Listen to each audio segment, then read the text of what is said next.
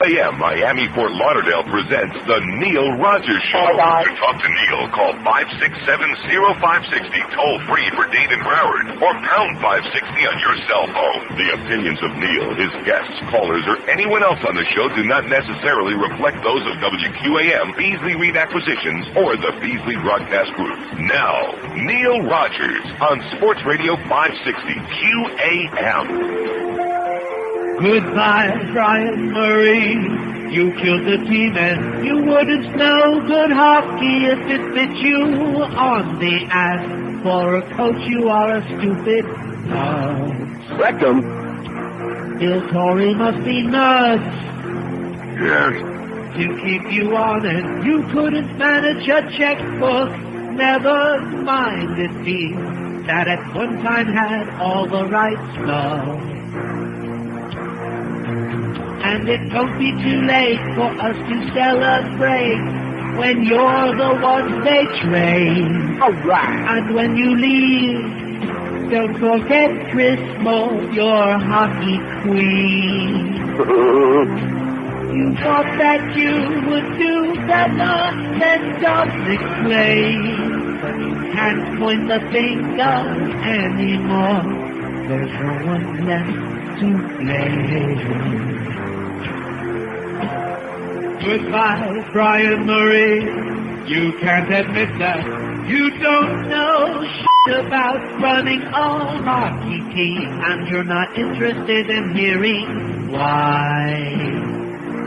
But no matter how you try, you can't deny that you made the Panthers joke, 'cause you make a lousy coach, and as a manager you really blow.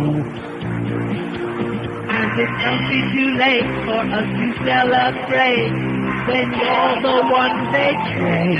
Oh! And when you leave, don't forget Chris Moe, your hockey queen. You thought that you would do better than Dominic Clay. Can't point the finger anymore. There's no one left to blame. You see, it's always a good idea to hang on to these old and the golden, whatever they are. Oh, I'm telling you, I can barely speak. I got this head cold, but I better be here today. Oh! Important stuff going on, right? Like getting rid of the coach and his brother, or the GM and his brother. No matter which way you look at it. Bye-bye, boys. Been nice knowing you. You know, I'm kind of torn after last night. I'm torn between ripping the hell out of this town again, which is easy because I do that every day. It's not going to change. Is it going to get any better? No. No, it is what it is. Like Don Corleone said to Vincent, you are what you are. That keeps coming back to my mind over and over again. That one scene, you are what you are. In Godfather 3, don't remember that? Well, what do you know? Guido from New York. But this town isn't going to get any better. It's not a sports town. In fact, you know, the tip-off on this whole place, I hear these idiots, and I do mean idiots, lifeless assholes calling up all these sports shows. Oh, the BCS, Paul, the Kirkanes, we got robbed. We got robbed. As if anybody gives a crap about that.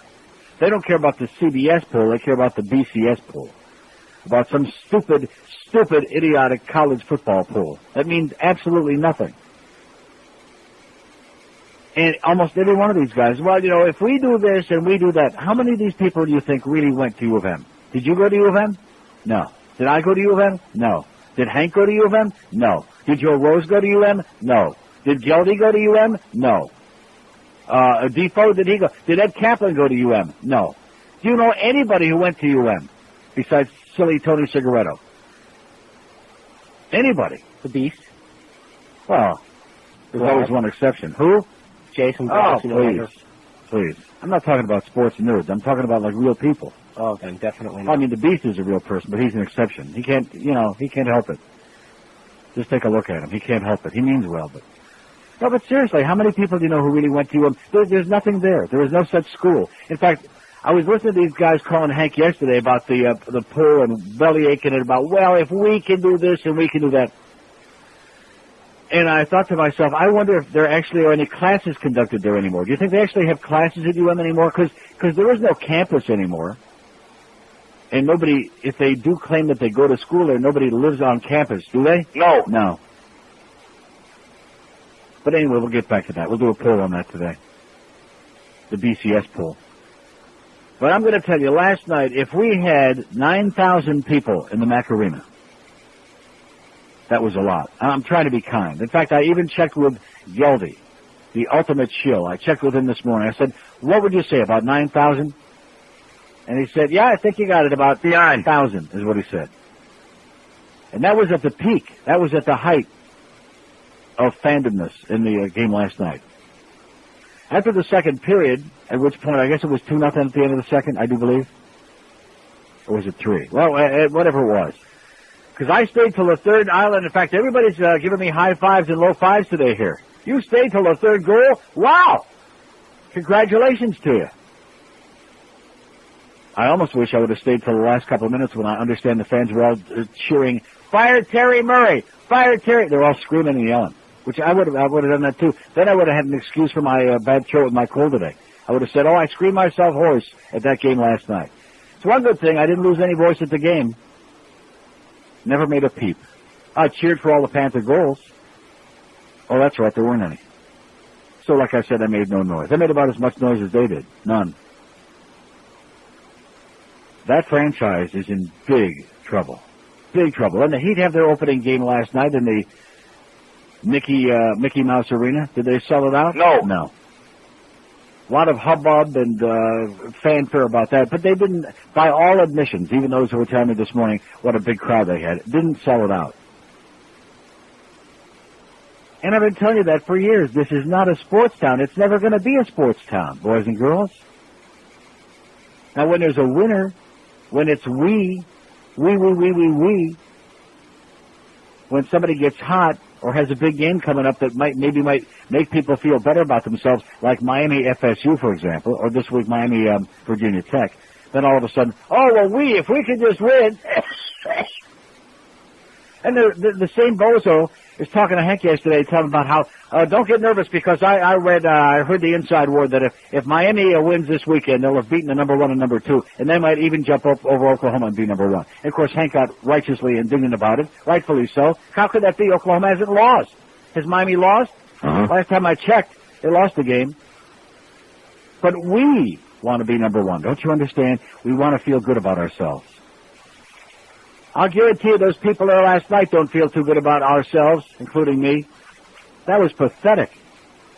That was pathetic. Lack of talent, lack of effort. Yeah, I know a couple of injuries there, but, you know, all teams have to overcome injuries.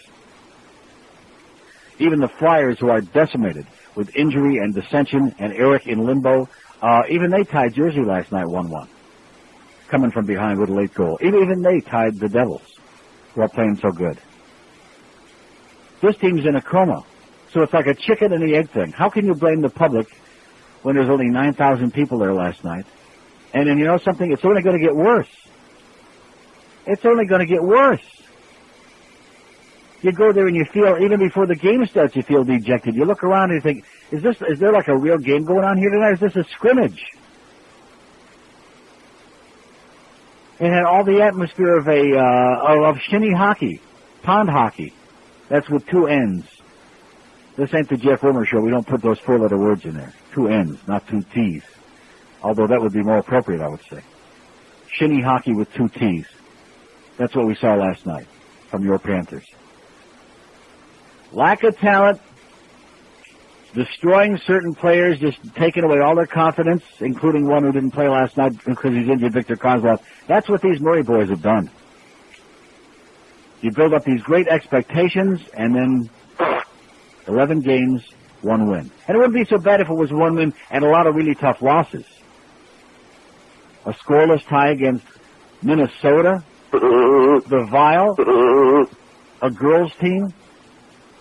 The Minnesota Vile make Rutgers look like a real team. They make it look like UM plays real teams all the time. And the Islanders, although they're hot lately, they got a 6-game unbeaten streak, let's face it. With the exception of 3 or 4 guys out there, like a bunch of no-names. Who ever heard of most of those guys? Pretty sad effort. In fact, when I left there, I thought for sure I'd run into the refund window. Shouldn't there have been refunds last night? Oh, yeah. At least just to show that they're good sports. Oh, and then my good close friend Ron came to me before the game last night.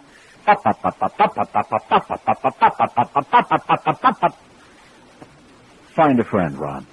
Find a friend. Go vote your pocketbook on Tuesday, which I know you will, and go find a friend. Or like they say on Regis, call a friend.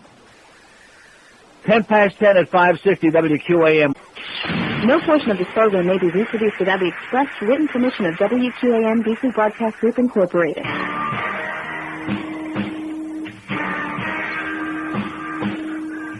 I went to an orgy at the county jail, looking for a bubble that I could nail.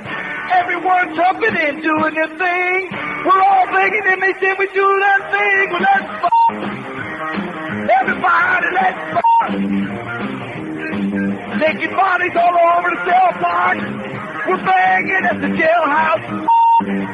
Officer 47 was banging inmate 3.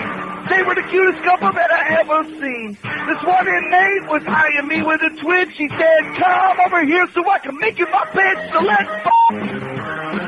Everybody, let's fuck. Naked bodies in the cell block. All right. We're banging at the jailhouse. This one officer was standing all alone, and the bulge in his pocket was hard as stone. The warden said, buddy, what you doing over there? Bang yourself an inmate and quit whacking in that chair. Let's fuck. Everybody, let's fuck. Naked bodies in the cell block. We're banging at the jailhouse. All right. Okay, 10:15 at 560 WQAM. So where do we start with that episode? I don't want to spend a lot of time on it because obviously there are no fans, but that was pretty depressing, pretty awful, grotesque, puke-inducing. And you know that Baldy, who's anxious to unload that thing anyway, you know that he's not going to take too much more heat, so to speak, before he finally makes a big change? You look at the personnel, it just isn't there. It just isn't there. You got 2 or 3 guys. And you got Luongo, the goalie, who's a good kid and played great last night. It would have been 7-8-0. We could have left a lot earlier. Oh, seriously, it could have been easily 7 or 8-0. He played great. How long does that go on? And of course, the one thing that this proves beyond a shadow of a doubt, all the empty seats there last night and an unsold opening night for the Heat, proves we need a new stadium. I must be crazy. I must be nuts. Yeah, let's build a new stadium on every street corner and a new arena, kitty corner opposite it. Yeah. With taxpayer money. That sounds like a great idea to me. Here's a mobile in North Miami. Hello. Hey, Neil. Yes, I was sir. one of the unfortunate participants at the game last night. Did you get your refund? Going in, I almost knew I was going to watch a losing game. Yeah. And the best part of the game was the chanting for Terry to get fired. But as much as I want to blame Terry, I got to blame his big brother for not getting him any defensemen. Uh-huh. We needed them all off season. Right. Nothing was done to improve the blue line. And the sooner we get him out of here and we get Pat in, the better. All right. I emailed Bill Torrey. I posted his email address on the internet. Unfortunately, he was dumb enough to email me back, so I put his email address on the internet. And All right. I imagine he's getting flooded right now Good. with emails to get TM out Good, excellent. and get Pat in. Get them both out. Put them both on a bus and make a package deal. Yeah, Bill, Bill Murray, he's done. He got his beret, so I can't blame him that bad. But he really didn't do anything to help us on the blue line. We really needed defensemen. Really needed Blake or somebody. Yeah. I mean, if you guys who can put the biscuit in the basket, when you only got Burry and Whitney and nobody else can score, you got real problems. Okay, pal, good luck to us. What did you say, Bill Murray? Yeah, my suggestion, somebody asked me last night, who you would like to see replace him? I said, Pat Burns. Hey! Yeah, he's available now. In fact, if they pick up I was going to say Harry Sinden would be happy, but he just resigned in Boston. After firing Pat Burns and bringing in Mike Keenan, they lose 3 out of the next 4 games, and now Harry Sinden quits. I bet you they're having big parties all up and down there, all the Bruins fans. But they'll find out it wasn't Harry Sinden that was the cheap prick, it's the owner. Here's a mobile in Hollywood. Hello. Hey, Neil, how you doing? Pretty good. I'm a Bruins fan, and I was happy to see Sinden finally step down I after would all think these so. years. But you'll find out no matter who they bring in, it's the purse strings are tight. Right. Neil, back to the Hurricanes for a second. Yeah. I heard that they were like number 4 in the coaches poll, number 5 in another poll. I heard they were number 1 in the FBI poll. Any truth to that rumor? That is true, yeah. Yeah.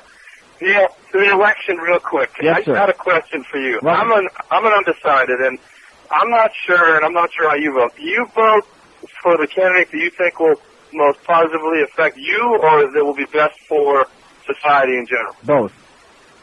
Okay. Both, but never strictly pocketbook. People that vote strictly on dollars and cents and how much money do they think that they're going to... See, first of all, the president doesn't pass laws. The president doesn't make laws. So no matter which one tells you about his tax plan and this plan, Congress has to enact those laws, and they always get watered down, and a lot of times they never even get passed in the first place. So it's all this campaign bull crap. Right. I mean, that position of the presidency is just more symbolic than anything, isn't it? The what? It's the position of the presidency is more symbolic. I mean, they don't really affect that much. The president is symbolic? The position of president. There's not really much that he does that really changes much. The Congress, like you said. Yeah. No? Okay, go check the poll again. Go climb up on the poll, and they'll come down till next Wednesday. What is that, a hypodermic needle? Oh, that's a pen. It looks like a hypodermic needle, doesn't it? Wonderful Isle of Dreams promotion pen. It is? Yes. It's a syringe. And it's also a pen. Well, how do you like that? I bet the salespeople over there were using that. And the pen... Well, speaking of people using drugs, so Joe Rose this morning, not to be outdone by his performance yesterday, browbeating poor Pat, the board op. This morning, Geldy is reading a live spot at about, what time was it, about 9:15, something like that? And Joe Rose... it's back to that college locker room antics again, just like the story I read yesterday about the cops grabbing each other's crotch. You know, boys will be boys. And Joe Rose walks over and drops his drawers, drops his shorts, and flashes his rectum, and moons Geldy right in the puss while he's reading his live spot. How do you like that? And I went out to take a leak about 5 minutes after I heard about this, and I saw Geldy in the hallway, and his nose was, I don't want to tell you what color his nose was, but, yeah, I don't want to get too close. A darker shade of brown. So you were right the other day when you told me about Geldy had his nose up Joe's ass, and that's how he got that job in the first place. See, look at how naive I am. I've been here all this time, but I keep my nose in this room, see. I don't go and wander around in the hall and get into a lot of trouble. We got enough trouble in here. But as the days go on, I'm finding more and more about the incestuous relationships that exist here and about all this crap that goes on in these sports shows. Well, what about that BCS poll? We got robbed. So that's my poll for today. And you may not think it's very significant, but it is. Because I think you may be surprised at the result. Let's find out where our listening audience went to, or is going right now. To college. We'll give you 3 categories. And Paul, the question will be, where did you attend college, or how do we word this? What college did you go to or are attending now? How's that? No, that's not it. That's not the question. How are they going to answer that? Huh? No, they can't. Which applies to you? Went to UM, went to another college, or never went to college at all? Huh? That's pretty simple, pretty straightforward. Which applies to you? Went to UM, went to another college, or never went to college, period. Right? Is that complicated? No? No. Don't need to draw a diagram for him like the poor last guy that's still trying to climb up the barber pole? Why are you giving me a whimsical look on that? Is that difficult? No, that's fine. I mean, could you answer that question? I think you already did. Went to another college. Okay, did not go to UM. Went to another college. Yeah, but we. Yeah, they must have listened to Joe too much. Too much little dog, man. And like I told you before, a little wee-wee ain't too bad, but too much wee-wee can be real bad for you. Yeah, not good for you, Joe. A little bit not bad. And keep your ass out of Geldy's face. God, that's just, I mean, talk about sophomoric. That locker room thing. Here's a guy, what is Joe, about 52 now? I'd say Joe Rose, 54. Uh-huh. And he's acting like a kid in a high school locker room again. They never outgrow that. It's something that never leaves them. Marino still comes over to the house on Saturdays, the day before the big football games, showers with Joe religiously every Saturday, kicks the wife, their kids out of the house. Yeah. They have to do that thing. These things. It's part of their mentality. Here's a mobile in Hialeah. Hello. Hey, Neil. Yes, sir. You couldn't be more dead on about not being a sports town, but I grew up here, and I still can't figure out what kind of town we live in. It seems like it's a dead zone almost. Nobody cares about anything. There's no passion down here other than the old people and their Century Village. Early bird dinners. Now you're getting warm. Early birds. Right, the early birds, the $1 movies that are almost non-existent anymore. Correct. And it's just crazy. I mean, the Heat, the Panthers, the Marlins, even the Dolphins, when they have to, the TV stations have to buy their tickets so they can sell out. That's correct. It's craziness. But I'm still trying to figure out what kind of town we live in.Maybe you can shed some light on the situation. There's one word, horseball. Horseball town. All right, Neil, thanks. Okay, keep your windows rolled up, pal. You can smell it a million miles away, the horseballs. That's what this town is. It's a horseball place. And I'm making a lot of money here, and that's why I'm not going away. I live in Amsterdam. I work here. Now, why are you laughing at that? That's true. I live abroad, and I work here. Unfortunately, I still haven't quite got the balance yet the way I would like it, but I'm working on it. It's getting a little bit closer every year. It's a hell of a commute. Yeah, but I can handle it. No, seriously, it is a horseball town. And I'll give you an example. Now, the Panthers at least made the playoffs last year, right? Got swept by Jersey, but they made the playoffs and had a pretty good year last year. Best record ever. Had a great home record. And even when we were hot, could we sell the place out? No. So it's not just the fact that the prices are too high. It's not just the fact that the team stinks and is playing crappy and only has one win. It's the fact that, first of all, there are no hockey fans here to begin with. Secondly, it's a lukewarm, front-running, bandwagon-jumping town. How about if we had the Tampa Bay Lightning here? Now, I realize that they can't last much longer over there. So with all due respect to our friends on the West Coast, that franchise can't exist much longer. They are now arguably the worst team in the league, even worse than Columbus and the Minnesota Wild and Atlanta and all these other non-existent teams. See, Gary Bettman, you've destroyed the game. Haven't I been saying that? Too many teams, too much horse crap, too much dilution like in all sports. You dilute the talent and you've got mediocrity rampant. And people don't want to pay big bucks to go see mediocrity. But can you imagine if we had the Lightning team here that gives up like 5, 6, 7 goals every game, gets blown out? How many years do you think they would have lasted here? 3 or 4 maybe? That would have been it. Bye-bye. See ya. Boy, this place is... And John Henry, you see, you can cry and whine. You got snooker, baby. You got sucked in by Wayne. You're the last and the latest in a long line of suckers. Got sucked in by Wayne. And to expect that the town is going to bail you out now and build you a stadium when you can't draw flies to a manure pile there, forget about it. It's not going to happen. And all these assholes, if they would just put it here, yeah. I know where you can put it. Deep inside your rectum ass, that's where you can put it. And there still ain't going to be nobody show up. Even the ass eaters won't show up. It's a lost cause. They're just interested in different things here. We don't know what those things are yet. The research is still going on that. I've spent almost 25 years research to find out what those things are, besides early birds, what they care about. But we still can't put our thumb on it. 27 after 10 at 560 WQM. Hi, this is G. Gordon Liddy, and they don't come any worse than Neil Rogers. Waitress, I'm going downtown, baby, going to eat some pancakes, sweet savor, chips off the side of it, kitty, walk around, they want to eat it now.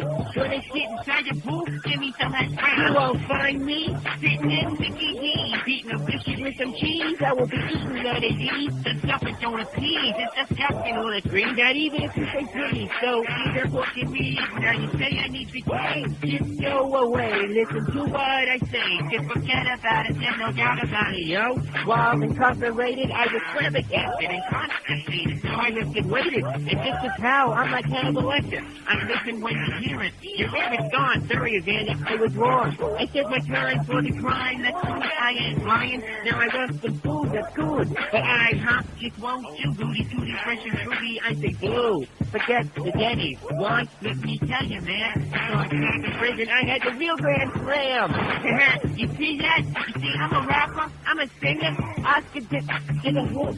The Oscar did... The guy named Oscar, you don't got nothing on me.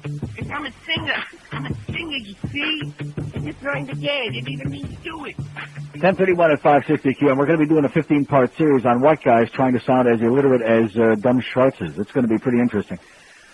56701. Well, that's the new thing now. Trying to sound like illiterate Schwartzers. This is what young white America emulates. We've got 16 votes in our survey already, which applies to you. Went to another college, 11. Never went to college, 4. And went to UM, 1. 1. But we got robbed.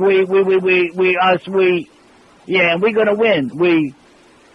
Phony. This town is as phony as an $86.50 bill. It's just, you folks just amuse the hell out of me. Especially these sports nerds. All whipped up into a frenzy about the BCS poll. Meantime, they got all kinds of real major league professional sporting events going on. Are they going to them? No. They're sitting on their ass with a goddamn mobile phone stuck in their rear. Here's a mobile in Miami Lakes. Hello? Hello? Yes, sir. Neil? Yes. How you doing? Okay. I'm calling about those citrus-canker guys. They were by my house, and I have 8 trees that I bought up north. I bought them in Central Florida, which is the heart of the citrus country. I brought them down here. I planted them myself, and they don't have any canker or anything. And the guy said, well, they're going to have to come down anyway. And they cost me about $60 a piece. And the guy just went away, got a little piece of the tree or something, took it with him. Now it's stuck a big paper in front of my front door. It's like it's really glued on there. I guess I didn't want it to blow away, but it's glued all over my mess. Nice. And I think there's something weird going on around here. Because I asked some people, and they said this canker stuff been around for forever. And they treat it like it's a big epidemic or something. And I think what they're really after is all those people that have trees in the backyard, so they don't have to reach in there and get some juice out of or put them out in front of a little stand to sell them to people out in the street. They want to eliminate all that. Yeah, that's right. No jams, no jellies. Got to put those little kids out of business. They all set up their lemonade stands. That's right. Yeah. And, probably put all those kids in so jail. you have to go straight to them, and then you know what's going to happen to the price? It's going to go up through the roof, You got it. So I was thinking of going in front of the commission, but they told me that they're too busy over there, and Mayor Pinellas, he's drawing up he's throwing up some kind of a thing to raise all the commissioner salaries, not 20, not 30, but 100%. And at the same time, he wants them to review his salary for the next 4 years. And guess who he's going to bring it in front of? The commissioners themselves. They're going to vote on their salary, so exactly. There's a pretty good chance of it passing through. Well, good luck to Washington. Don't bend over, pal. This is what. Hello. Don't bend down. Have a great day. Yeah, $8 million added to East canker losses. Broward and Dade will receive an infusion of $8 million from the state to help homeowners plant new greenery in place of citrus trees lost to the controversial war on canker. Governor Bush and Agriculture Commissioner Bob Crawford said on Wednesday this will be in addition to the $100 per property Walmart voucher program. All of this is a scam. Just a big scam. Hundreds and hundreds of millions of dollars it's cost the taxpayers already. Based on a totally flawed theory that the citrus-canker is going to spread, which it doesn't, it can't, and won't. It's just, I don't want to read this stuff. It's grotesque and nauseating. Maybe Dr. Marvin has got an update on his campaign to yank the Jebster out of there, get him impeached, tossed out on his ass. Melvin. What did I call him, Marvin? Marvin, Melvin, whatever. He's Jewish. Just leave us Jews alone, okay, will you, Guido? Just don't worry about it. Marvin and Melvin. It's all the same family.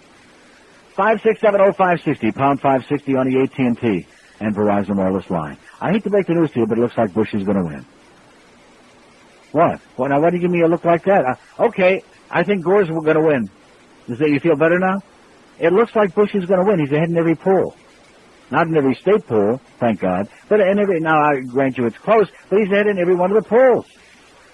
Now the new CBS poll, and of course we know that they're a bunch of communists, the new CBS poll, which I do love CBS News, and I think that they're right on target. Bush 44, Gore 43, Nader 4, and Buchanan's got 2%. I think a lot more of those right-wingers ought to be voting for Pat Buchanan, don't you? Uh-huh. Yeah. A lot of you Bush people, he's not extreme enough for you guys. If you want the real Heinrich Himmler, the one with the real goddamn belt buckle, the one that says SS on it, you better vote for Pat. God damn it. Yeah, I think Bush is going to win. unfortunate. Somebody sends me a profile of my good friend Dick Purton, WOMC in Detroit. Anybody remember Dick? Uh-huh. He used to call the show all the time. Had that vacation spot over there, that vacation home in Sanibel. He used to call us all the time. Haven't heard from Dick in at least 2 years, and now I see why. In this extensive interview, it says, favorite radio format, anything Mel Karmazin likes. Aside from that, I listen to a lot of talk radio. Doesn't mention my name. Came down here, I don't know how many times when he called me, both on IOD and over here. Yours is the best talk radio in America. That's what he would say to me. Which, coming from Dick, that was quite a compliment from my good friend Dick Purton. But he doesn't mention me here in this big interview. I guess he don't want to be embarrassed mentioning my name. I understand. No, it's like Bonacera in The Godfather. You know, he didn't want to be in my debt. I understand. Would have been dangerous. Here's a lady in Hollywood. Hello. Hello. Yes, ma'am. Is this Neil Rogers? It sounds like me. Good. I wrote you a letter concerning Nader. Yeah. Did you get it? I don't know. Well, he was on a program where what's his name? Phil Donahue. Yeah. Phil Donahue said that the Jews were... Oh, you're going to start. I don't want to hear about it. Okay, look, they had another peace agreement all set to go this morning. They were going to announce it this morning, and then they said, oh, wait a minute, we're having a little bit of a delay in that press conference, and next thing you know, another bombing, another car bombing, and 2 more people killed in Jerusalem. I'm telling you, it's pointless. It's an exercise that is useless. There will never be Middle East peace. That's an oxymoron. If there ever was one. In fact, if you want the definition of oxymoron, you look it up in the dictionary, it says Middle East peace is an oxymoron. It doesn't exist. It never will. You're dealing with a bunch of crazy people over there. So you're barking up the wrong tree. Go talk to Jew Lieberman about it, okay, sweetheart? Don't bother me with your Middle East. I can't. I have no time for it. And what a crime that the whole world, the security of the whole world, has to be held hostage. 6 billion people crawling around on this planet have to be held hostage because there are 3 religious groups, fanatic nuts, all obsessed about that stupid little piece of desert there. Sick. Really sick. It's enough to make me want to go home and bring George in here to talk about how great the Palestinians are, but I'm not going to do it. I'm not that sick about it. 21 before 11 at 560 WQAM. They stunk. The pain from when these games go down the drain. When Wade explains his games, my brain complains. Who's made sport ill-gotten gains? It's Wade, it's Wade. Whose acclaim has gone down in flames? It's Wade, it's Wade. The shame of Wayne was laid upon my brain. I think it's lost it.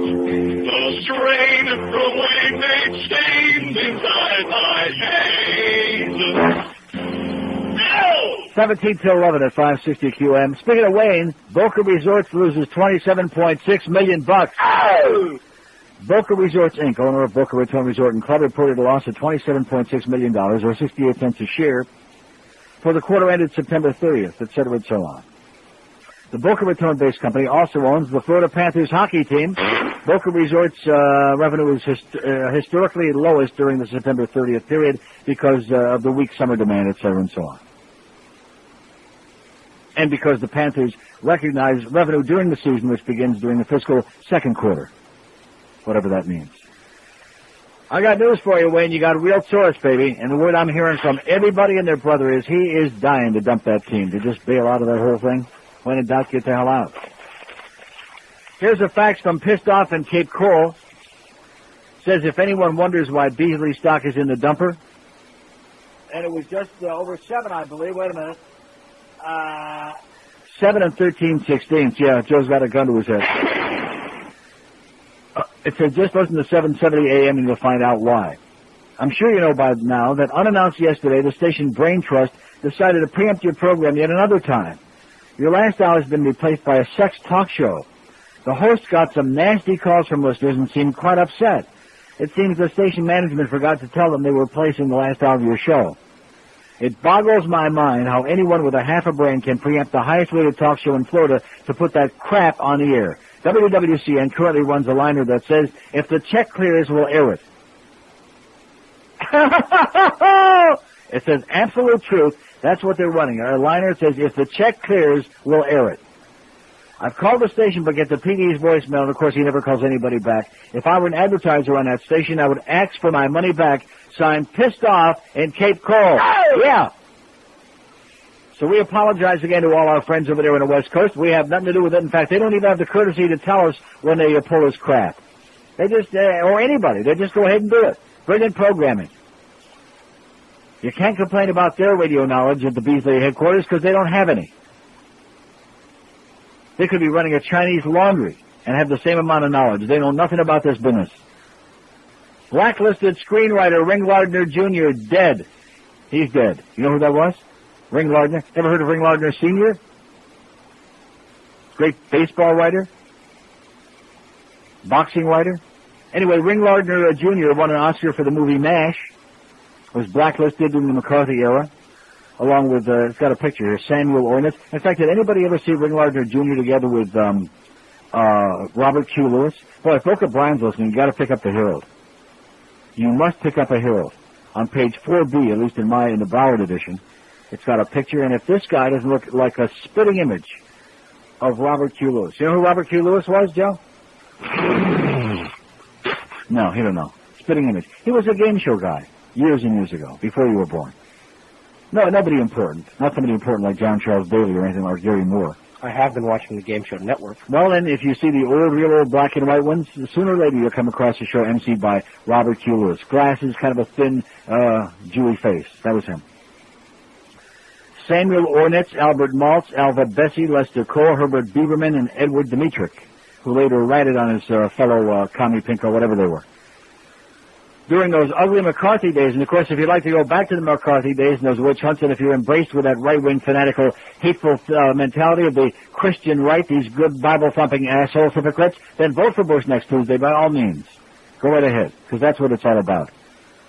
In spite of the fact that you may be giving yourself a big song to dance about, well, you know, you don't like the tax structure the way it is now, and you don't like the inheritance tax. You should have heard the crap I was getting there last night at the game again. See, I don't want to hear politics, okay, Ron? Don't mention it, because you're full of crap. All you care about is money, money, money, money. See, it's always the rich people. It's always the rich people who otherwise, if they weren't so fortunate to have all that money, they'd be a hell of a lot more liberal. They'd be running with both hands to vote for any Democrat. But once they got the big bucks, I don't want to mention any relatives of mine in Hellendale, but once they got the big bucks, all of a sudden, they're good, obedient Republicans most of the time. Because it's all about one thing. Only $50. Money, money, money. It's all about that freaking dollar bill. Well, I wish I had my CD here. I wish I had that Too Much of Heaven by Eiffel 65. I'll bring it in tomorrow. No, for some reason, Blue made it big over here by Eiffel 65, but then this next hit, Too Much of Heaven, never made it here. And that's because of cowardly program directors like Kid Curry down the hall at Power 96, playing it safe. Pacifying those little Juliettes with that hoochie-coochie crap that they play 90% of the time. With that garbage. And you know something? I never did get, not that I really care. Did you ever hear any more about that group that they manufactured, that boy band and all that stuff, and they went to Sweden and they recorded this stuff, and it sounded pretty good? Heard nothing. No, and I played it the one day. They brought in the disc and they handled it. They had rubber gloves on. Mark Mosley came in here. He was wearing rubber gloves like a proctologist. In fact, I think he was about to go see Kid Curry in services. Do something, I don't know. Well, they were worried about someone recording it. They were worried that it would be on Napster. And the fact is that all the while I played it because they asked me, drop some stuff in on it. So I was like, you know, like, all right. They're dropping stuff in there so nobody could get a clean copy of it to put on Napster. That's how paranoid they were. And then Kid Curry refuses to give me my own copy of it just to hear myself in the car or to play here on the show, which I would have dropped stuff on it. Oh, he's afraid it's going to get on Napster. Well, what difference does it make if it gets on Napster or not? Because nobody's hearing it anyway. I never heard another word about it. I'm trying to be cooperative. I'm trying to be a team player. I'm trying to promote. No, seriously. I'm trying to promote something that they put together over there because it sounded pretty good. They did a good job. It was sure as hell better than Instinct. Maybe they think... And what's that other horrible group that those three schmutzy-looking guys, what is that? Oh, come on, you gotta know who they are. No. Yeah, oh, God. They're just grotesque. And don't say 98 degrees or you're finished, mister. Westlife? Joe's leaving us now. The only ones I know are the ones you talk about. Well, Westlife is not three schmutzy guys. Westlife, first of all, are Irish guys. They don't play Westlife here. Who is it? I don't know. Oh, I thought that was somebody with the information. What was? Huh? They hung up. They hung up. Oh, it's probably somebody from Power 96. Well, to you too. How do you like that, huh? Let's have up in contest. I guarantee I'll win on that. I just dare you to go on Power 96 in the middle of whatever crappy song you're playing right now. Go, huh? Come on, let's go. Let's hear it. Got no chance of beating this kid. Yeah, Power 96. There's like a lot of people in this building. It's just, I don't know. Strange. Really strange. Soul Decision? No, not Soul Decision. No, nothing that deep. Come on, there's three guys that really like schmutzy looking at thing about, I have that parody. I'll have to dig that thing up. That corny, cornball, horrible, makes my skin crawl. You mean nobody knows who the hell they are? That's good. That's a good sign. Here's Aventura. Hello. Hello, Leo. Yes, sir. Hi, good morning. How are you, sir? Okay. You're definitely worth the wait, I'll tell you that. Yes, I am. I'm worth my weight. Oh, yeah. In Halava. Oh, yeah. First of all, we have something in common. I came down here from New York in '64, and I also live in Europe, and I live in Luxembourg, Sweden. Yes. And but I work here. Well, there's a comma in there, isn't there? Luxembourg, comma, Sweden. That's right. Right. That's right. But I work here, and I listen to you, but I've listened to you for many, many years. But I loved the time when I was in South Florida, the time with the alien situation. That was great. I couldn't get off the radio. I was listening to from. Yeah, that was our favorite. We wish they would do that again. Get some excitement going here. Oh yeah. But I wanted to say, I'm a big Dolphin fan. And from anything fish or heat or anything like that. But it's early in the season for the Panthers. It's too early to tell. Plus, their division is kind of weak. And well, what do you mean it's too early to tell? What, that they stink? The division is pretty weak where they can get into the playoffs. Well, that doesn't make any difference. If they got into the playoffs, what difference does it make when they stink the joint out? Yeah, they do. I mean, yes, it is early and everything, but I wish Huizinga would sell the Dolphins and buy. Well, John Henry's great. I mean, with his ticket thing, the range and go to another game, you can keep the ticket. Huizinga never did that. And also, I wish Huizinga would buy the Marlins, and then the only competition against the Yankees. Okay, sir, go get some help, okay? I know that they just legalized pot in Switzerland, and perhaps you ought to go back to Luxembourg. It's fairly close. Where the hell is that thing? I'll find it.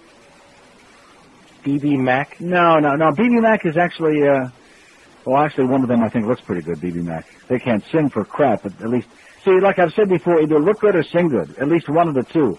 And this group that I'm talking about, they don't do either one. Oh, come on, somebody in this audience knows who it is.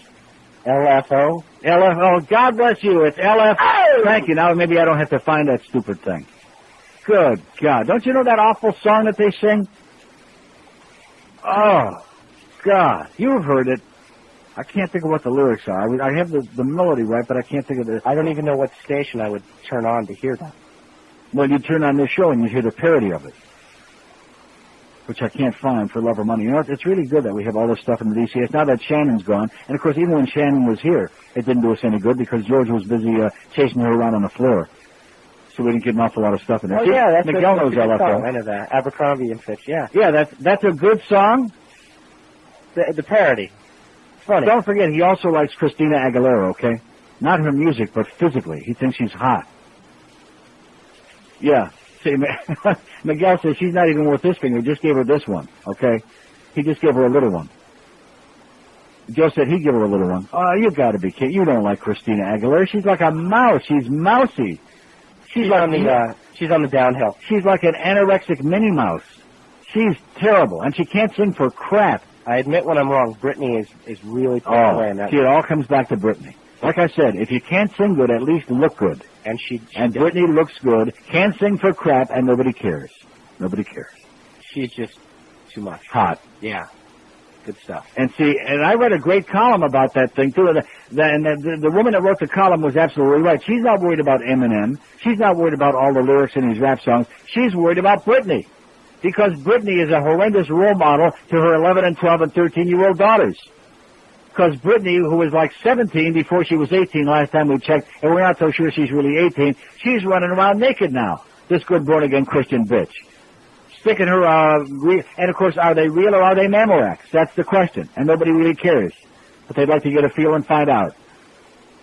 Yeah, when in doubt, squeeze it out. If it's not for real, just squeeze that stuff right out of her. Let her do whatever she wants to do. Yeah, Brittany, just squeeze that stuff right out of her. I mean, 5670560, pound 560 on the AT&T LFO. Oh, come on. It just tears my guts out. They can't sing, and they're ugly. But other than that, they're dynamite, baby. They're dynamite, and the lyrics of their song, the best. Can't beat it with a shtick. You thought that was a good song, that Abercrombie and Bitch? The parody is funny. The parody is funny, which that's all. I don't even know the regular. Well, I'll tell you what, during the break, maybe I'll find the parody. And like I said, if we could ever get an intern in here, somebody that I could abuse like Jeff Cohen does all of his help over there at the Pizza Lot. That was bad yesterday. I feel bad about that. Don't you? For poor Tanner? No. Who don't look that good anymore anyway? Huh? No, I do. That's terrible. See, it's like bringing a stripper into somebody on their birthday.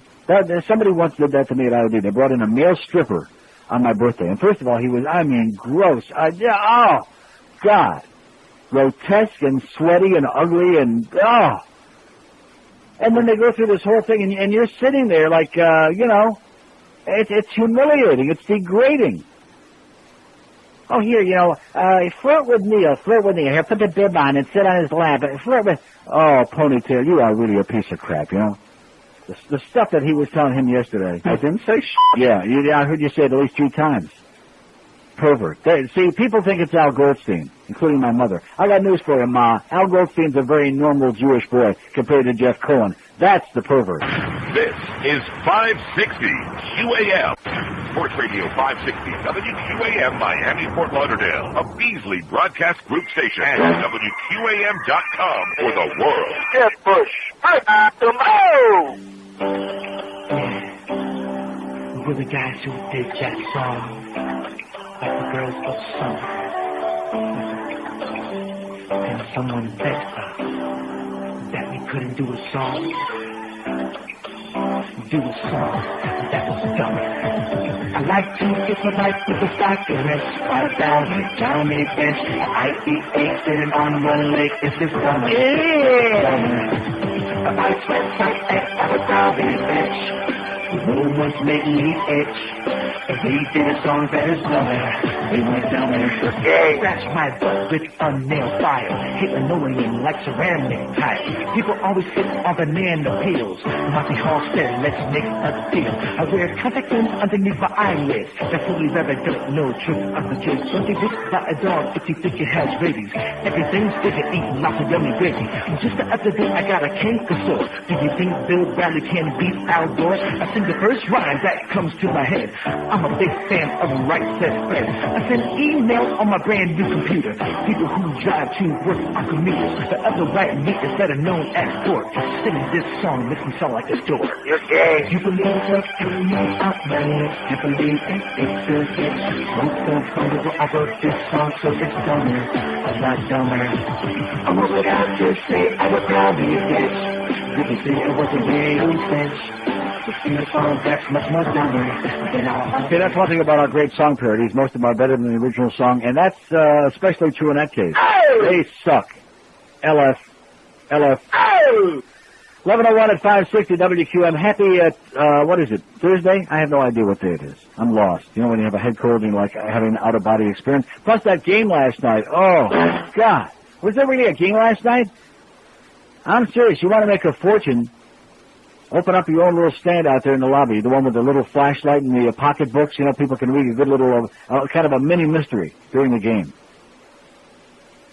Here's Fort Lauderdale. Hello. Joe. Yes, sir. Neil, this citrus-canker thing is worse than you could believe. Yeah. They came to serve the death notice on me, and they came through my yard, and there's a citrus tree 20 feet from mine. I said, what about that one? They said it's outside the 1,900 feet, or 19, whatever it is. Uh-huh. I didn't know it was such precision that they have on this. Oh, yeah, and of course they're telling us that it's airborne, but if it's beyond 1,900 feet, suddenly there's like a block in the air there. There's like a wall. There's a brick wall. It's invisible. You can't see it, but it's there. And nobody can tell me where this mysterious tree is that is in the center of this. And I went down to City Hall. We got a map there, and my property is just on the very edge of this. But a friend of ours who isn't even in the area, they came in 7:15 and saw it down our trees. Nice. And finally, I got one more for you. Mortgage.com stock. You missed out on it. What is it? Mortgage.com. Maurice.com? Mortgage. Oh. Mortgage.com. What is that? It was, you could get a mortgage over the internet. Yeah. $14. You know what it is now? $185. 9 cents. Oh, 9 cents. Okay. You missed that one. I feel better, thanks. Okay. I guess nobody told Mitch Hirsch about that. Oh, there was a guy at the game last night ripping Mitch Hirsch an ass. He came to me between periods of pop, pop, pop, pop, pop, pop. Oh, my God, this guy was carrying on like a maniac. He said, you keep your money with Mitch Hirsch in about 6 weeks. All your money you got is going to be worth about $8. That's what he said. He said, Citrix, that ain't even a real stock. That's like funny money, monopoly money. That's crap. As if that was a bulletin. Yeah, that Mitch Hirsch, he's really doing it for me. I'm all over the place. I have no idea what's going on, you know? About a week ago, I took a whole bunch of money out of mutual funds and put it in a money market.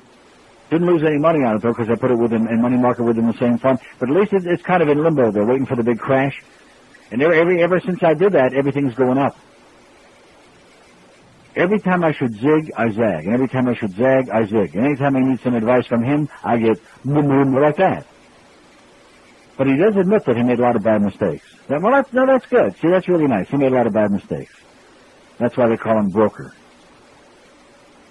He's getting richer and I'm getting broker. Plus, the rumor is he's buying a new $1 million house thanks to the money he's making from me. That's the rumor. 5670560, pound 560 on the AT&T and Verizon wireless line. Here's Sweetwater. Hello. Neil. Yes, sir. Speaking of Canker, I went to see an independent film last week called Bro. Guess who's the star? Bill Peck. Bill Dreck? Yeah. Wow. He plays a Julio from Miami that does cocaine. Does he speak out loud? Yeah, and rapes his best friend's girlfriend. How do you like that? That fits right in. You could see him without his shirt in the movie, too. Oh, God, no thanks. Ay, rico. Okay. Bye, Neil. Woo! 567. Oh, what a sweat hog he was. Remember those days on when you'd be watching that thing out loud, just for humor's sake? And just the sweat pouring off every part of his body. Man, you talk about a grease ball. That's Bill Dreck. 5670560, pound 560 on the AT&T and Verizon wireless line. I'm coming out of a sick bed this morning. I don't feel like good. I didn't feel that bad till I ate those 2 bagels with cream cheese. I did, and I had to call Ma and tell her I'm not coming today. Well, I'm sick. I have a cold. I don't want to be spreading a cold around her house, around that complex. A lot of old people in that complex, they don't need to be getting those cold germs flying around over there in Carriage Hills. God forbid. Then I'll get the blame for it. Here's Pompano Beach. Hello. Yeah, Neil, time's running out, and I think we need to get off our asses and get Clinton out of the dungeon. I think he must be chained up by Hillary, and get him to back up Gore. Yeah. Yeah, because... What does that mean? Well, we what could turn the whole election around. I think we should mail, like... What does that mean, we? How are we going to do it? You sound like Joe Rose again with that we business. Well, how are we going to do that? Well, we need This is all calculated. They don't want him out. We need to get... The Gore people have decided, or at least Gore himself, he did his thing in Los Angeles, or he's doing it, and then maybe Sunday they might turn him loose for a half hour somewhere in the churches with the coloreds there, and that's it. We need to email, like, I don't know who, but your audience would know. We need to research it and email, like, 50 million emails to Washington. And well, call up Stewart there at Ameritrade and let him research it. 5670560, pound 560. Some of you people are just, I worry about you a lot. I live here, too, and I really worry that a lot of you just aren't going to make it through the day. I know now that old Jer is gone, he can't help you make it through the night. But you just might not even make it through the day. Yeah, we got to get on the emails there and start emailing all over the country and get Bubba out of their closet. That's up to the Gore people, okay? This is a calculated risk he's taken. The ball is in his hand. It is that up to now, the polls have been pretty crude. But for the next 5 days, the pollsters are going to try to tighten that up. They're going to poll more and more people than they have in the past. I got something They're going to work harder to determine who are the likely voters. Yeah. What is important to pollsters is that they're right in the last poll, because the polls depend on commercial sponsors. And they've got to next Wednesday be able to say to their widget manufacturer, yeah, we can tell you who buys widgets because we told you who won this election. And we need more widgets. Our own polling, just to make your point, is now taking a sample of greater than 2,000 people. Exactly. So indeed that sample has gone up. What I believe will be a story after this election, though, is the issue of polling. If they're accurate, it's enhanced. If they're not accurate, there'll be backlash. Do you see it the same way? Well, what's happened, the real difference in the last elections are these tracking polls. And they merely reflect the volatility of the moment. What you've got on the morning news, what you've got in the morning headlines, and so forth and so on. So the story becomes the volatility instead of course, what the candidates are saying, what they might do if they govern. Stephen, let me flip that just a bit. You read a piece from the USA Today. Let me read a portion for you. I'm sure you know the words, your viewers. Nearly 2/3 of the campaign stories on the network evening news are poll-driven. But given the fact that it is... Oh, this is terminal. I thought he was going to give some numbers. Give us something to get our teeth sunk into there, you jackass. Pop, pop, pop, pop. You know, that's the problem with the whole world. Everywhere you go, pop, pop, pop, pop, pop. There's all kinds of verbiage, and they're not saying anything. Like at the game last night. Maybe that's why my head is all plugged up. I don't think it's the head cold at all. I think it's from being at that game. All those people bugging me in my ear. Pop, pop, pop, pop, pop, pop, pop, pop, pop, pop, pop. Including between that Ron and then this guy with his stock stuff. Oh, man, if I got a headache from him. Right into my ear, like loud. And that makes her, she's an asshole. Oh, I already know that, you know? Real loud. And when your head is all plugged up and you got a real bad head cold and you're all stuffed up, and you know, I think that citrus, God, just get away from me. Of course, he knew those people who sit in front of me, so what does that tell you? Good buddies with them. 9 minutes after 11 at 560 QAM, you can kiss my rear end.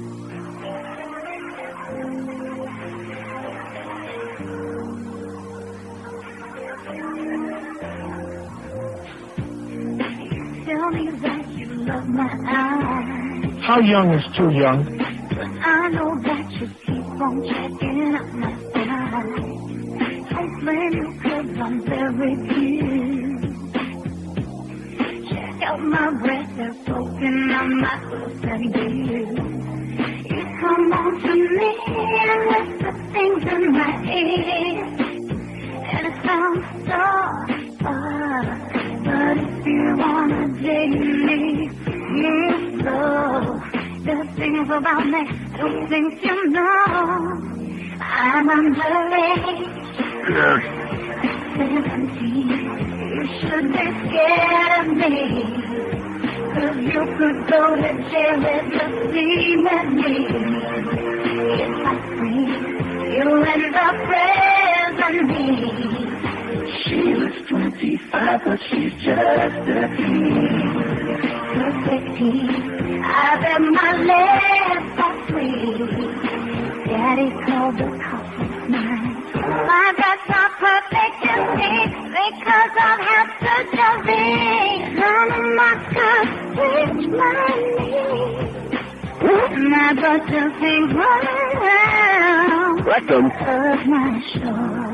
She's underage. Yeah, okay. Good and fine. You should be scared of her. Scared of me? Rolling Stones with makers and dynamite. What a sight. She's looking mighty fine. She looks 25, but she's just a teen. 11:16 at 560 WKM. There she is, a great threat. You across all America, Britney Spears. She's the chicken in the woodpile. Make no mistake about it. Didn't you hear what I was saying the other day about those young little 6- and 7-year-old girls are growing gigantic breasts because of Britney Spears? That's right. They watch it and all of a sudden it starts happening. They're planting the seeds of suggestion. By the way, thank you. Oh, I just got a nice thing here. Flowers and little teddy bear. Is this a Vermont teddy bear thing or not? No. Oh, I see. This is from the staff of the American Bouquet Florist. Well, thank you, guys, whoever you are. Do we know the American bouquet florist? No. Well, I guess we do now. Well, that isn't a teddy bear, is it? What is that? It's like a little... It's a teddy bear. It is? Sure. But it's not a Vermont teddy bear. Absolutely not. No. I just thought I would mention that because then maybe I'll get one of those. Well, maybe you'd like to take those flowers home for the lovely Janina. You mean I'd like to go buy some flowers for Janina? Like I said, maybe you'd like to buy some beautiful flowers for the very beautiful Janina. Some nice tulips. What are those? Those are roses. Oh, I mean roses. Well, see, if I said roses, that would be the tip-off. I mean, those are gardenias. Those are gardenias, like I said. But then these lovely pink roses, I mean... Thanks a lot, staff of American Bouquet. Actually got 2 or 3 birthday cards yesterday. Wow! God, am I impressed? I've been here 25 years. I got a couple birthday cards. Wow! God, is this audience emotional. Here's a mobile in San Francisco. Hello? You're nobody till somebody loves you. Alex. You're nobody till somebody cares. You might be king. Okay, you might be queen, I know. Weak Alex Bennett impersonation. Do we have anything by Alex in here? Do we have the one where, nah. Come on, there's got to be something in here, Alex Bennett. I think the only thing we have in here is the one where he says, if I had the ability. If I had the ability to do, I'd take you out here right now and kick your goddamn teeth in. And, of course, the operative part about that is where he says, if I had the ability to do it. Did he have the ability? No. Here's a little weasel. I could have kicked his ass. What a little wimpy piece of crap he was. So Dick Purton has turned on me, too. That's nice to see, Dick. Really nice. Here's the mobile in Pembroke Pines. Hello. Hey, Neil. Yes, sir. Just the simple fact of the matter is that the Florida Panthers epitomize the state to which the NHL has fallen. Yes. You can't name me a sport where a team that's won less than 10% of its games is 1 point out of first place. Mm-hmm. It's a joke. Well, the division that they're in is a joke, and the whole league is becoming a joke, and that's because Gary Bettman and the owners are greedy. See, there's that greed factor coming into play. And they keep taking the $95 million or whatever it is for the new franchise, and they don't care if they have 70 teams in the league, and they keep watering it down, and it's a joke. It's pathetic. But, but we keep going to the games, and we keep spending these outrageous prices on tickets. Hey, I get my tickets for free, and I'm honest enough to say that if I didn't get them for free, I'd go to a few games, like when the Leafs are here, maybe a couple of others, and that would be it. I wouldn't pay to see this crap. I agree with you. No way. Boycott the Panthers. What is it? Boycott the Panthers. No, I don't say boycott the Panthers. I say first let's fire the coach and his brother, and then we'll see what happens.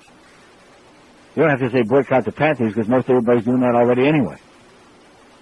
I'm serious, and they tell me that the Carolina crowd, I was in Vegas that weekend, but they tell me the crowd for that game was even worse than last night, which I can't even begin to imagine. I can't imagine what that place looks like with like 7,000 people in it. I know what it looks like with about 9,000, and I know what it looks like with about 5,000, because that's what we had after 2 periods last night. Everybody bailed out of there. And when that third Islander goal went in the net, who was it? Who the hell was it? Lindgren. When he stuck that third goal in there, I just ran out of there like somebody had been firing gunshots into the ceiling. I flew out of there. Mats Lindgren. Hey, they got some nice players on that team. Not necessarily the big names anymore, like Palfy and some of the guys that they traded away, but they got putting together a pretty decent team. And there was the Beezer sitting on the bench who played a brilliant game the night before for them. Sitting on the bench, probably sucking it all up and enjoying it. At least the one good thing I have to report is they cut down what's-her-name's microphone. Amy Vandermeer, whatever her name is. What is her name? Amy Murphy. They cut her mic down. So, see, the problem wasn't her. I don't want to... See, I'm not picking on you, Amy. You're okay in our book, and the guys like the way you look anyway. Some of them, from a distance. No, okay, from a distance. I haven't seen her up close. You don't want to see her up close. Why? What's wrong? Like I said, compared to Christina Aguilera, she's a knockout. But anyway, they cut the level on the mic down. She's not annoying and shrill, and it wasn't her fault. It was those idiots there who run the PA again. That place has got the worst sound system in the history of the human race.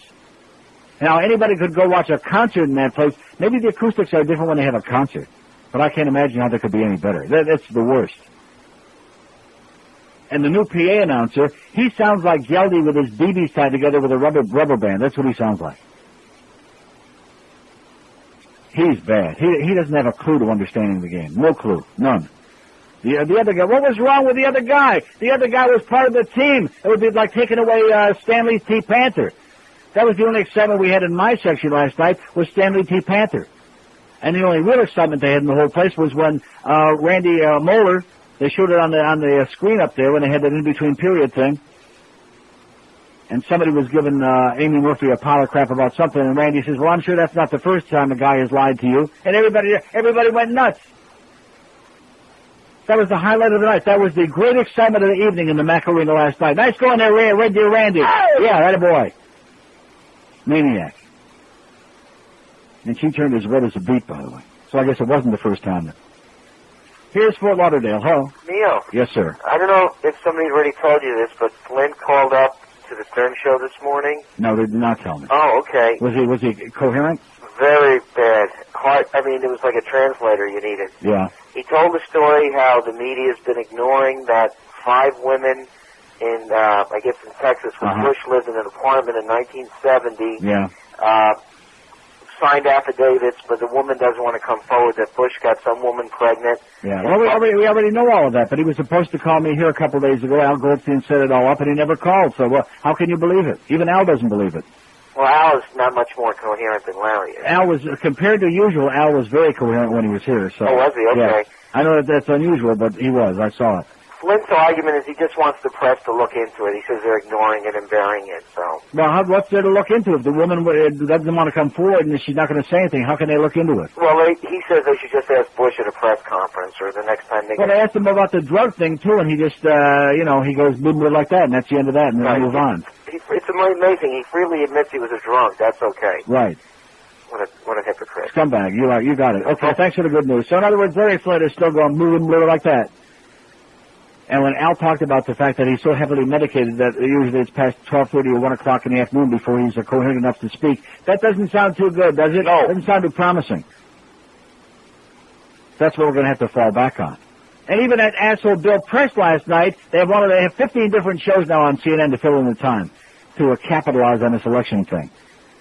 About 10:30 last night, I got home in time to see the end of the game, which there was nothing to see. And then I flipped over to CNN, and they got talking about the Boston Globe story that I read yesterday about Bush disappearing in the military and the National Guard in Alabama for a year. And then Bill Press says, well, I guess since Clinton, military service is no longer really that much of an issue and probably never will be again. But that isn't just the question. The question is honesty, integrity, credibility. These are the things that the Bush people are talking about, trying to nail Gore with. You jackass, Bill Press. You're just another CNN wimp. They should call it the frickin' Wimp Network is what they should call it. You're just a bunch of one-sided wimps on CNN. And then who do you think they have on yesterday? You know that show between 5 and 6, political, whatever they call that hour, with Judy Woodruff and Bernie Shaw? Who do you think they have analyzing the Electoral College vote? Somebody really, really right down the middle, somebody very objective. Bob Novak. Heinrich Himmler Jr. with that fake smile. In fact, once in a while they'll catch him on camera before he knows he's coming. He takes the corners of his mouth with his fingers and pulls them up, that fake smile. Like Dr. Mengele just before he's about to give you the needle in the rectum. Yeah. Bob Novak. And he's saying he's got, here the polls have got Gore ahead by from 7 to 11 points in Florida the last few days. He's given Florida to Bush. They've got Michigan either dead even or Gore maybe 2 points ahead. He's given it to Bush. And the state, too. And he's saying, well, but of course it's never been this close before, and if just Michigan and Florida should go the other way, then that gives Gore the votes he needs, blah, blah, blah, blah, blah. Bob Novak. Who are you kidding, Ted Turner? You ought to hang your goddamn head in shame. No wonder Jane Fonda dumped your goddamn weaselly ass, even with your billions of dollars. And let me say it again, Ron, if that's all it's about is inheritance tax and thumb tax and income tax and brass tax, then shame on you. Rhymes with Jew. Shame on Jew. I'll see you in Jerusalem, man. Not. Boy. I do. I have a headache from those people last night. Hup, hup, hup, hup, hup, hup, hup. No crashes and all. Like I don't know that already, This guy's whining in my ear, carrying on. You need a money manager, Anyway, if you need No, seriously, everybody's a pitch man. Everybody comes to me, they're selling this, they're peddling that. Just leave me the hell alone, okay? Just let me enjoy the game, or enjoy the misery. At least there was no... Yeah, that's right, give me some of those good weed cards. There's another guy, the Kingsley guy. Send me some more of your weed card. In fact, just send some weed in the mail. We could use some good weed around here now. The Jamaicans are dried up this week. I'm a fat Jew.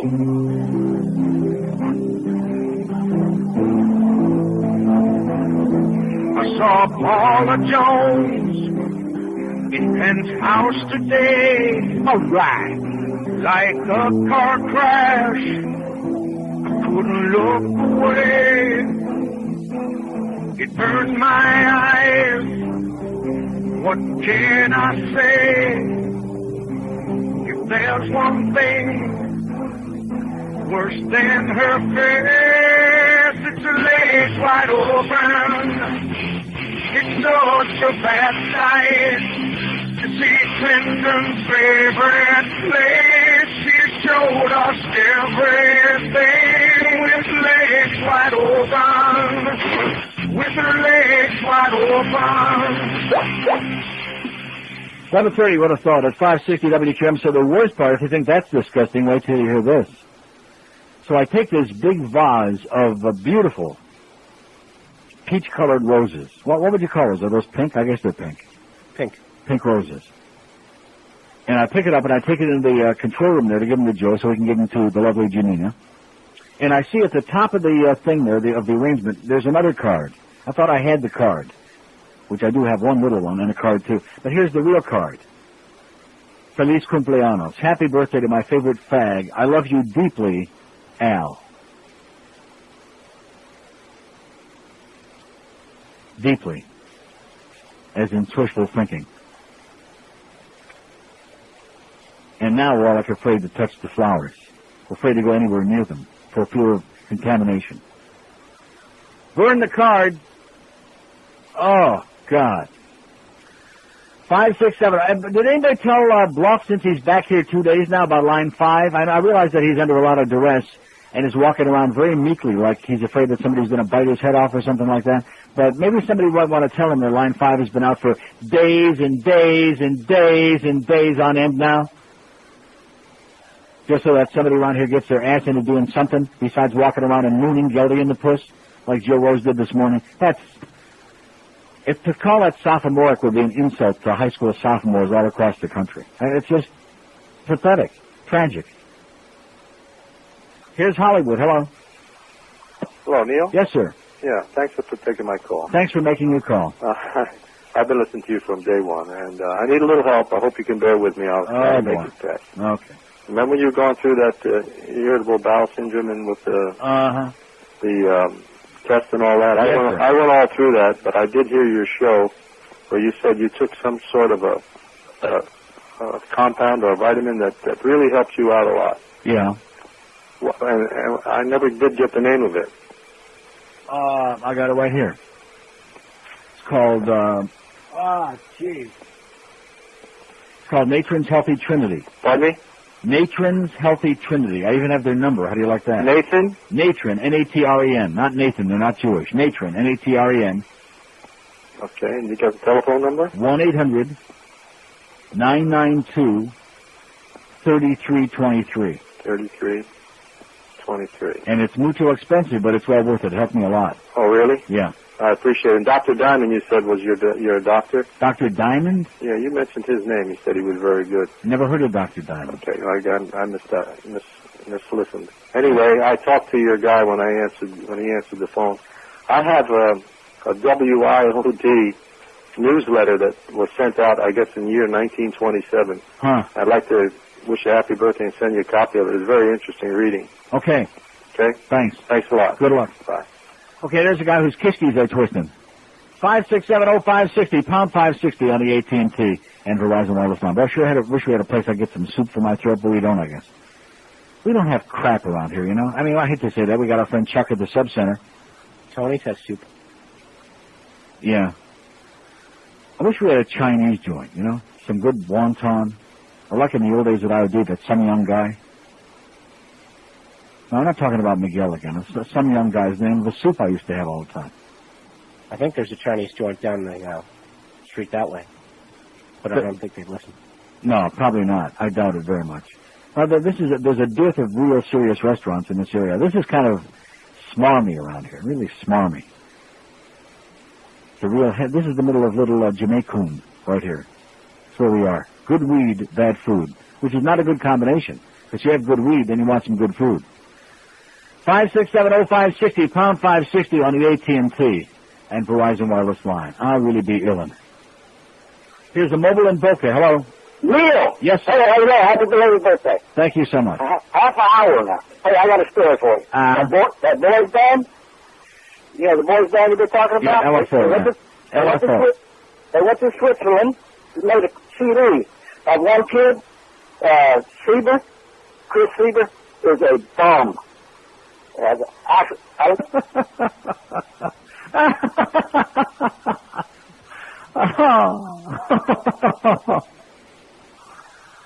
Oh, God. Jeff wants to bring you some soup. Jeff who? Ponytail? Yeah. First of all, tell him, don't force Tanner to come here again, because number one, he don't look that good anymore. He's a nice kid. He really is. Nice guy. Joe said you don't look that good. He's not Joe's type. What? Like a punk is all. What, the hair? Yeah. Well, he didn't have his hair like that before. He did that. That was like to deflect attention, say. To try to look not quite so good. He's okay. In a pinch. And plus, Jeff's probably all over him anyway.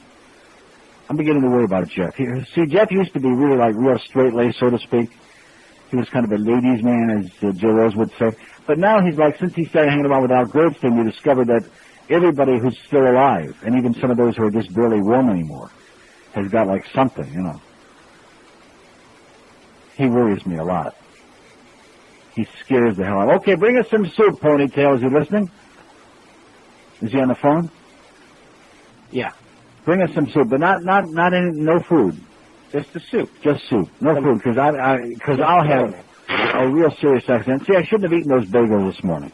Now, somebody in this building screwed my day bad. They won't admit who it was. Somebody ate Duff's omelet, which I always eat Duff's omelet, because I always get here before he does, and it's supposed to be for him, but he doesn't mind because he's a wimp anyway, you know. He's really easy to get along with. And since he came back from vacation, he's 10 times meeker than he used to be. I'm getting a little worried about him. Have you noticed that? Duff, he walks around the building like, you know, like he's going to offend you if he speaks to you. Like, may I say something? May I come in here now? He's very meek. Of course, maybe he had something happen down there in the not-so-dry tortugas that made him a little bit meek. You know what I mean? Maybe he got whipped into shape or something like that. But somebody ate his omelet, which I would have eaten myself, which would have been a nice Atkins thing, cheese and cheese omelet. Don't eat those potatoes. I throw those away immediately. And that would have been good. But there was no omelet there, so I wound up eating the goddamn bagels. Believe me, there is nothing worse. I don't care how Jewish you are or want to be. There's nothing worse for you than a bagel. The yeast in there. If you have a problem with yeast, oh, does that make me sick. I ate 2 of them with cream cheese. 2, not 1, but 2. And I am just dying over here. Yeah, I have a problem with food. When I see it, I eat it. That's what I told Miguel. He ran out of here. So when do you want that banana split joint? No. Oh, I'm telling you, you want to see those bagels come back in a minute or two. You just keep talking like that, mister. You want to see them from the inside out. God, the thought of that. Oh, and I did mention yesterday, it was Allen's Drugs. Did I mention that? Red Road and Bird Road, I think, down in South Miami. And they actually still have that, the soda fountain and the luncheonette now, like the old days. In East Lansing, we had Cunningham Drugs on Grand River Avenue, back when I was at Michigan State. See, I didn't go to UM, thank God. I flunked out of Michigan State, and I'm proud to say that, because I never went to class. I was busy drinking a lot of Meisterbräu. What? What's wrong with that? Now, well, why do you find that amusing? The actual event's not funny. The fact that you so openly admit it. What, to flunking out of class? Yeah. I was there for 2 years, and most of the time not going to class. I didn't go to summer school. I did very well then because it was boring. There was almost nobody there. You're a pretty sharp guy. You'd think you'd... It was boring. It was of no interest to me. It was very boring. It was like a rehash of all the crap I learned in high school. I had no interest. Plus, when you're away from home for the first time and you sow your wild oats, you get to drink. Because at home, I wasn't allowed to hang out with all this grime. And since I went to high school in Canandaigua, New York, and all we had was grime, it was pretty boring, you know? So in school, in college, I just drank a lot. And since I had the only fake ID, I was the one who used to walk up and down the hall with the gym bag with all the beer bottles clanking inside. Yeah, I used to go to the gym a lot. Did I go to the gym? No. But I always had that gym bag with big half gallons of Meisterbräu clanging inside. So you just sit in your dorm room or wherever you were? Yeah, watching my roommate's little TV. He had a little TV. Tom Davies from Tenafly, New Jersey. You didn't go to, like, games, football games or stuff? Who was a Yankee fan, and I'd always been a Yankee. Oh, yeah, we went to, of course we went to football games, hockey games, basketball games at Old Jennison Fieldhouse, yeah. Of course. Wasn't a deadhead like these people here at U of M that don't support their teams, and then all of a sudden when they play a big game, oh, yeah, we got robbed in the BCS poll. If I hear one more call like that on this station, I'm going to go out and bomb the transmitter. I can't stand it. 145 votes. Which applies to you? Went to another college, 102, like me. I flunked out of Michigan State, and I'm proud of it. Gold, green, and white. Never went to college, 27. That's no problem. You're not missing a thing, except beer. And went to UM, only 16 out of 145. 11%. So only 11%, and some of those are probably lying anyway. And yet you think that everybody in this town went to the U of M because it's the Hurricanes, baby. We are going to be number one. We. Phony. Ersatz. This is totally an ersatz town. 22 noon at 560 QM. 1 million times for Neil Rogers. He's in his house. When it comes to the magic of musical storytelling, nobody does it better than the legendary Riff Raffy. And now you can get all his best on one album, Riff Raffy-O-Rama. Jimmy's got a little bit of gas. A little party really needs a fuss.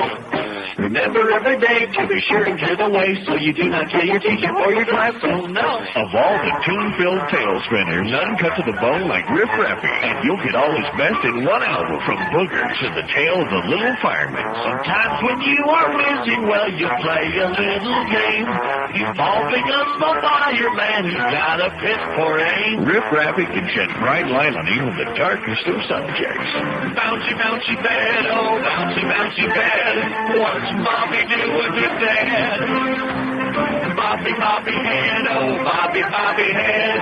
Why's she yelling if she's not mad? Get out your checkbook now and order Riff Raffy-O-Rama today. Give your children the gift that you'll be paying for a lifetime. The music of magic of Riff Raffy. Oh, get that piece of lumber. Oh, get that piece of lumber. Oh, get that piece of lumber. Ain't called Riffy Raffy now. All right, 14 till noon at 560 QM. What do we got today? We got Hank at 2, Hank with old Dino Cook at 5, Hurricane Hotline at 6 from Damon Honda, the Booster 8 o'clock tonight, and then Eddie K at Naples Fort Myers Dog Track. Boy, that man, I'll tell you, can't keep a real degenerate down. Eddie K. He's at parimutuel facilities that haven't even been built yet. He's going to be doing a show next week from Seminole Racetrack in Orlando, which has been closed, I think, for 7 years already. I mean, racetracks that have been out of business, that have been burned down. He's going to be doing a harness racing show from Suffolk Downs with Eddie Cobb, who's been dead for 20 years probably. It's going to be great. Nice going, Eddie K. Eddie K and the GA crowd. So we were just reminiscing, speaking of where did you go to school, about Joe's great school. Where did you go to school? High school? Yeah. Cooper City. Cooper City High. And, of course, Olinda Mara went to school, and Joe was reminding me that Olinda had the smallest penis in the history of the human race. For a kid with a real small penis like that, he can sure kick him, can he? Supermodel Mickey Taylor also went to my high school. Most underrated player on that whole team. I'll say it again. I said it last time you were doing the show. I'll say it one more time. Here's a guy, especially a team that usually, now this year they've had some exceptions, but usually it's like, drive downfield, first and goal on the one and kick the field goal. Same old story. And there's Mr. Dependable. Whether it's 20 yards, 50 yards, 180 yards, this kid is incredible. Gets no credit. And has no ego. And I should mention that what's-his-name just got cut by Kansas City last week, old P.D. Stoyo? Stoyo, yeah. Stoyo, whose brother was the kicker at Michigan State. Well, I flunked out. 567-0560, pound 560. I'm proud of that. What's wrong with that? Huh? I don't see anything wrong with that. I mean, I didn't flunk out. I just flunked out by not going. So one day you just left school and... Well, one day I got a notice from them saying, please don't come back, and I didn't. What about, like, academic probation? Did you get a warning letter, or it was just... No, the first year I didn't bother. So I went to summer school. I think I had, like, 3 A's and a B. I did 4 classes and went to the track every night in Detroit, to Hazel Park. What? That's what I was majoring in, harness racing. I can tell. Yeah, and I had a friend who was an equal... See, they introduced me, all my friends from Detroit, to harness racing back in 1960. That's 40 years now. I've been losing my ass. Having a great time. And I'd come back from my last class, and there would be my friend sitting on the stoop of the dorm with the Detroit Free Press, and they would be studying the entries for that night. Oh, Joe Marsh Jr.'s got 6 horses tonight. And sure enough, I would pawn my tape recorder or find somebody to get a few extra bucks. Yeah. Or I would write a bad check. See, back in those days, it was easier to write a bad check, like for more than you really had in your account. They didn't have computers then. But I always managed to cover the, huh? Well, that's grace under pressure to be able to come back and to win on nights when you have to win and make a deposit in the morning and make sure that you cover the bad check. That's good. That's talent. What are you laughing about? But see, I went the other way. I went from being a young degenerate into a guy that goes to the track once a week now, maybe wins $100, loses $100, never have a real big night or a real bad night of pumping. I have a great time because it's not going to change my life. As opposed to these so-called adults we got around here that are on here talking about the presidential election and what are the odds on Bush. Yeah, I mean, that makes me very sad. It saddens me that this station has attracted such a bunch of deadbeat professional gambling scumbags. It's sad. The same kind of people who are going to be down there with Defo kicking over the losing tickets, down by the finish line. Very sad. What does your dad do? Oh, he kicks over tickets at the finish line at Calder and finds show tickets for $2.60. Yeah. So we can get beer money for Dad. Here's Pembroke Pines. Hello. Yes, Neil. Yes, sir. Bob Novak, that show is called Inside Politics. Yeah. And Bob Novak, what happened? His show should be called Inside the Nazi Party. That's what his show ought to be called. Let me give you in 1998, yeah? He was talking, the Congressional House. He said, the Republican Party is going to pick up 8 seats. And guess what? They lost 5 seats. Yes. And the guy on Capital Gang and Saturday at 7 o'clock, he's always laughing at him because he's always saying, Bob, you know what your prediction is good for. But they put him on there seriously. They should put on the media Republican strategist. Yeah. His son is a Congress. He's a Republican congressman. Right.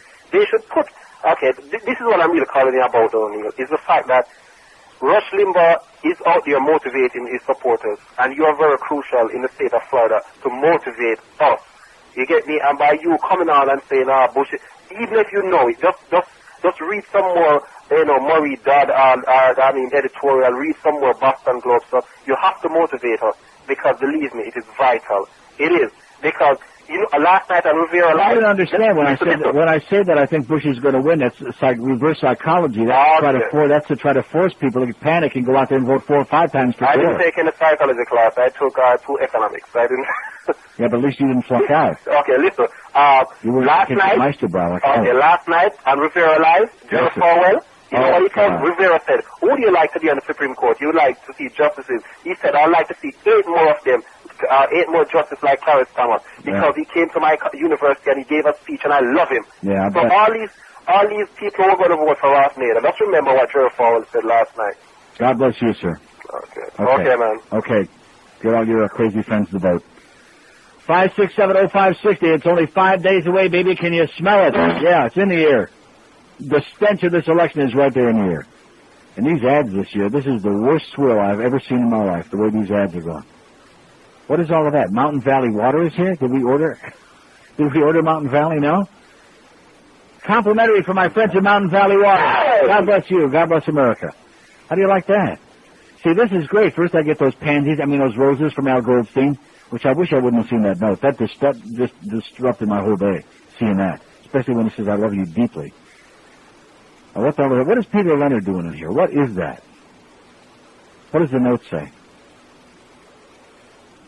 Or is it too embarrassing to read? It's too embarrassing to read. Okay. Get him out of here.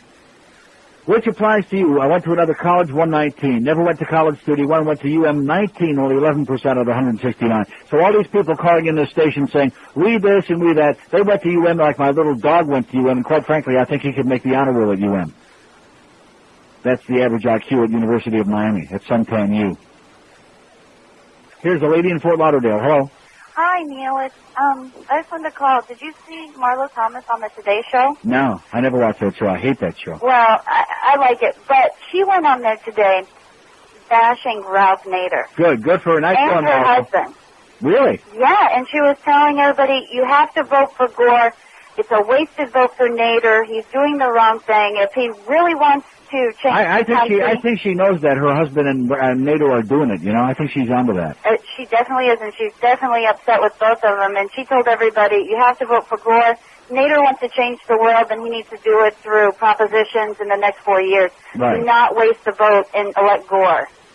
Nice going, Marlo. Yeah, she did a really great job. I was really surprised. Also, too, I wanted to tell you that Sunday's my birthday, too, so have a happy birthday. And back to you. Okay. Thanks. Bye-bye. And happy birthday, Cheryl, over there at Cox Broadcasting. It's all Cheryl's birthday. It's all easier to wish her happy birthday on the air than to send her something, which I'm not going to. Oh, that's right. I got some beautiful roses I could, but those are already spoken for. Plus, Al Goldstein, I think, may have touched them, and Cheryl don't want to be near that. She's already been enough, I don't want to say it. 5670560, pound 560 on the AT&T and Verizon wireless line. So we actually have water from Mountain Valley because I gave them a nice plug on the air there. You see, here's the lesson for all you young people out there. This show should be a role model for you. It's all about free. See, it's all about free. If you can get something for free, you don't have to worry about tax cuts. You don't have to sell your vote out to the highest bidder. Like some of these multimillionaires who are so selfish, like they really need the money. Do they need the money? No. No, that's what makes me sick about people like that. You lost, Ron. See you Saturday. Now, what is that, what did we get? This is just the receipt, and it says what they brought, and it says no you charge. might be thirsty. So. God bless Mountain Valley Water. You know, that's one of my oldest, long-lasting, well, they're not a sponsor anymore, but they used to be many years ago, Bob Levin and the good people at Mountain Valley Water, and I don't know if he's still there or still alive. It says Lee Holtzman is the manager. That's correct. Lee Holtzman, like I said, he's a good guy, too. Thank you, Lee. You're a hell of a guy at Mountain Valley Water from Hot Springs, Arkansas, so you know it can't be bad. It's great stuff. And even Joe Costello likes Mountain Valley. Of course, the official water of QAM is Purple Parrot Country Spring water, available at Walgreens. That's the official water for QAM outside this room. What? Well, no, you see, they have to, and it's good stuff. When we like the guy from Purple Parrot, and especially that stuff that's got that lotion in the casket, that's good stuff for your feet. I smear it all over the place. It's even if you have hemorrhoids, good on your rectum. Yeah. But inside this room, of course, because we're loyal and because we are experts at getting stuff for you long before these other guys. We got Soleil water and we got Mountain Valley water. And whatever happened to the guy that with the Canadian water in the blue bottles? What the hell was that water? The glacier water. Ice Age glacier water. Was that the name of it? Yeah, in the blue bottle. Yeah, the Ice Age water from Canada. What happened, eh? I don't know. He was great. He was great. That was good stuff, too. Not that we're looking for more free water, but you can never have too much free water, especially because we got so many free loaders around this place. And I don't know if I want to have Geldy drinking our water free anymore after knowing that his tongue is on Joe Rose's rectum. Oh, God. I wish we had a picture of that. We could make a fortune. Man. And I didn't make that story up either. Did I write about that? You're the one that told me the story. I'm an eyewitness. Eyewitness to a disgusting scene where Joe Rose pulls down his pants and sticks his disgusting, smelly rectum right in Geldy's face in the middle of a spot. I was a little shocked by the butterfly tattoo. Oh, God. And that was the one on Geldy's tongue, not the one on his ass. Just lick him. Yeah, and he did. Were you fudge packing? Oh!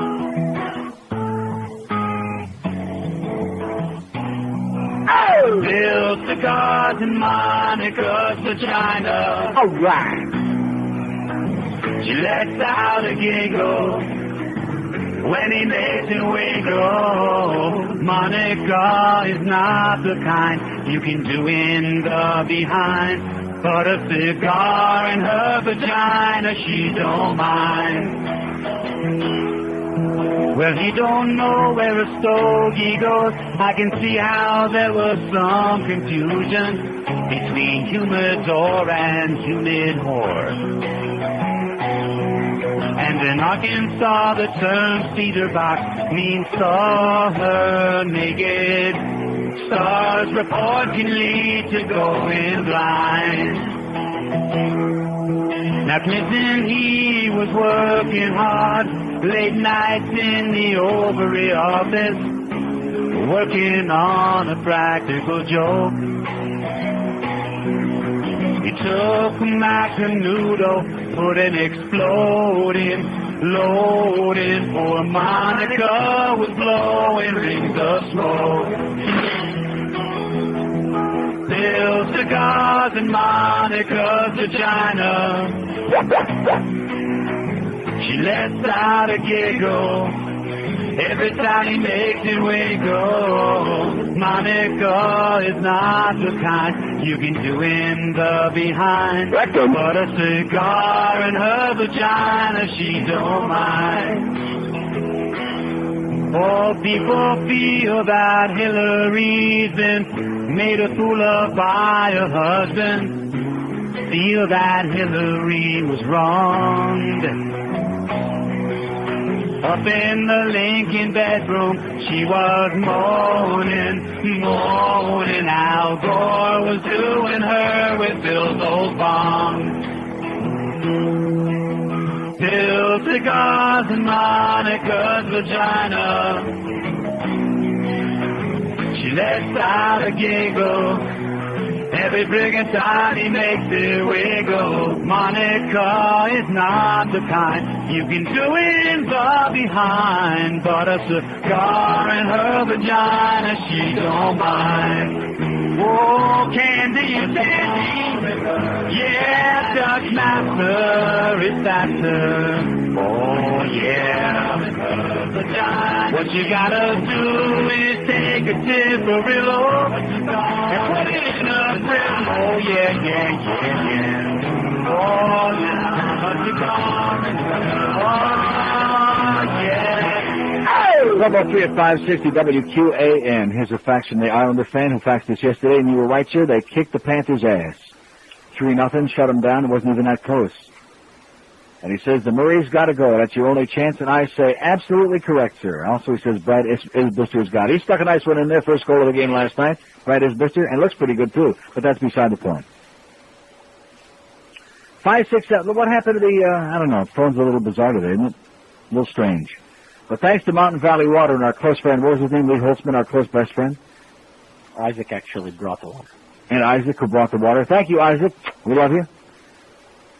And those beautiful flowers that we're disinfecting right now as we speak. Here's Margate. Hello.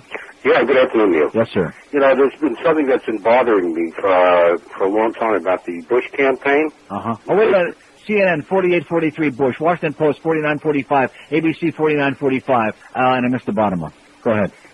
Yeah, there's something that's been bothering me, and I couldn't put my finger on it until the other day when I heard him say for the umpteenth time, I trust the American people to do the right thing. Mm-hmm.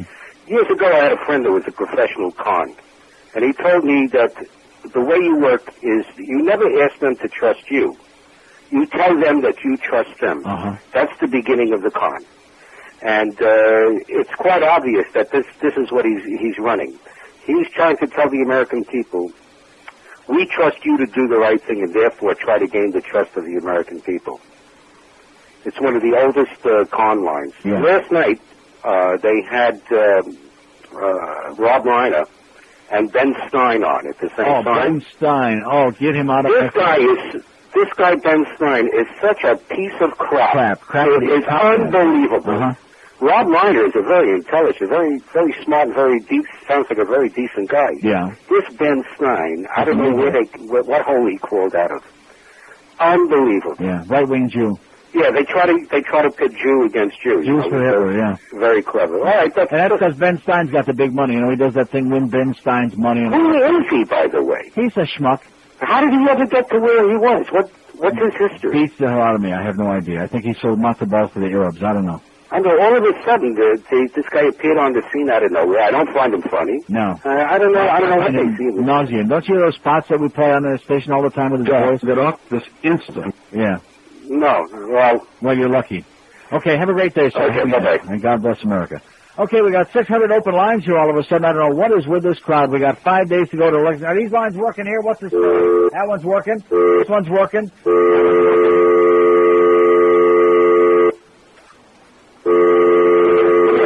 you want to go to line 5, if you press it from it won't even register. That's how bad line 5 is screwed up. I don't want to mention that because our program director is probably out to lunch now for about 3 hours. But I just mentioned that in passing in case anybody in the building, like in engineering or management, cares. Do they care? No. Line 5? Because sometimes there's like a spillover effect on their lines when we have a line that's messed up. But don't start complaining again because they get real surly with that stuff. They're too busy making schedules up. And trying to figure out how come nobody's interested in the sports crap. 5670560, pound 560. I mean, if you could have been in that arena last night, you'd have wondered, you'd have asked yourself out loud, how could anybody in good conscience have spent the money to build this place? I mean, it's a nice place. And it's real convenient to me. Boy, I was home in 4 minutes. I was home like a bandit. Right after that third Islander goal went in there, I was in the car and right up the road. But why? What in the world? What's the point? trying to pretend that this place is something that it's not. Here's Fort Myers. Hello. Yes, good morning, or good afternoon now, Neil. About time you got the phone because I didn't want to be a suck-up. Hope you're having a good birthday. Listen, I called to touch on a couple of things. Yeah. Okay, the guy that called in, I listened to Stern Show this morning. Same thing the other day. It sounds like he went trick-or-treating and got a bunch of dumb little tabs in his back. Yeah, okay, great. Give it a rest, pal. Call up Bob Lassiter up in Tampa. I don't think he's on anymore, but give him a call, okay? Yeah, call him up. You're killing me. Here's Miami. Hello. You don't have to go to UM to be a fan, bitch. You should know that. What is it? You don't have to go to UM to be a fan. Why is that?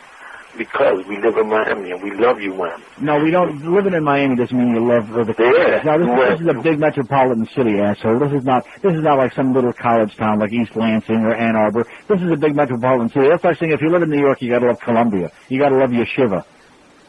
And of course, Yeshiva don't have a football team because they can't touch the pigskin. But I mean, let's get serious. You gotta love Miami. You're full of crap. You're just making an excuse, man. And you're just waiting once again to jump on the bandwagon to be a front-running phony. Same old tired crap. And these people, when they lost that third game early in the season, they weren't screaming about we then, were they? We're number one, Jimmy! Yeah, yeah. Take your BSESC or whatever it is and shove it up your we. 5670560, pound 560 on the AT&T. And Verizon. That guy over in Fort Myers, boy.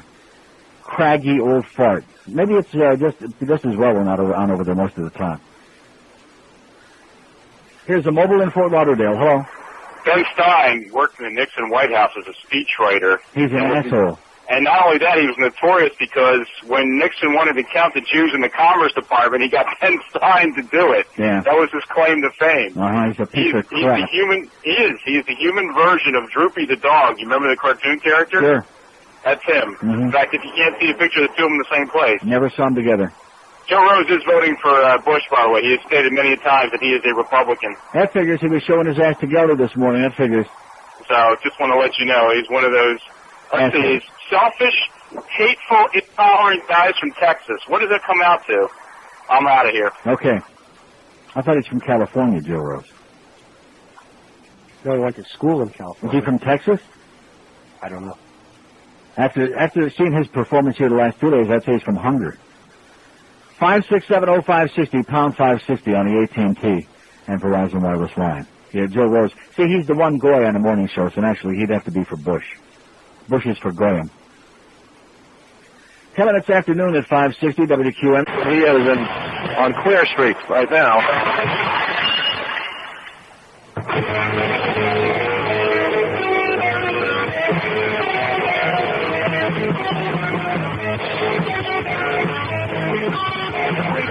That cleanse and throws in the towel. We dine on deep fried spotted owl. We love to fling the dirt in the campaign. We pray a lot in church about who to next the smudge. And Limbaugh only uses half the spray.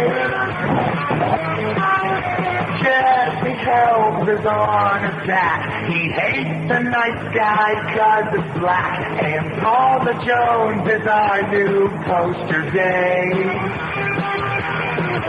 We saw Beelzebub on the 700 Club. And I think that Pat Buchanan was his name. We lean, we right, and need a can. We find abortion clinic and then we lock the door. We're mostly white and sperm retention. Here's our big megaditto, 'cause we lean way right. Yeah, we all look and dress the same, and hate the gays and cheese the same, and fear the things that we don't understand. Richard Nixon was like us. Well, his face could stop the bus. So I think we all should give a dick a hand. In 96 we'll be in swing and beat the Dems like Rodney King. We'll dump the red and blue, just keep the white. Let Limbaugh set us straight. Just don't let it near your place. And hope there's no more books for him to write.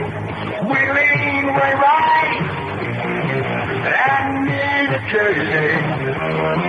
We find a function planet and then we like the nose. We're mostly white and some retaining. Here's what they negative, cause we lean way right. 12:17 to be pleased to know that, Jeff, I'm relieved now. Jeff tells me that when he and Al get together, at least Jeff is on top. 12:17 at 560 WQAM 5. It's not on, and I'm not going to turn it on because, well, I don't care what you are, because last time you were here you said, I didn't say shit. Yeah, you like girls and anything that moves. We understand. That's not what Tanner told me yesterday. He said, I'm watching my backside every second. I said, good thinking, pal. 567-0560, pound 560 on the AT&T and the Verizon wireless line. Hundreds and hundreds and hundreds of open lines 5 days away from Election Day. How do you like that?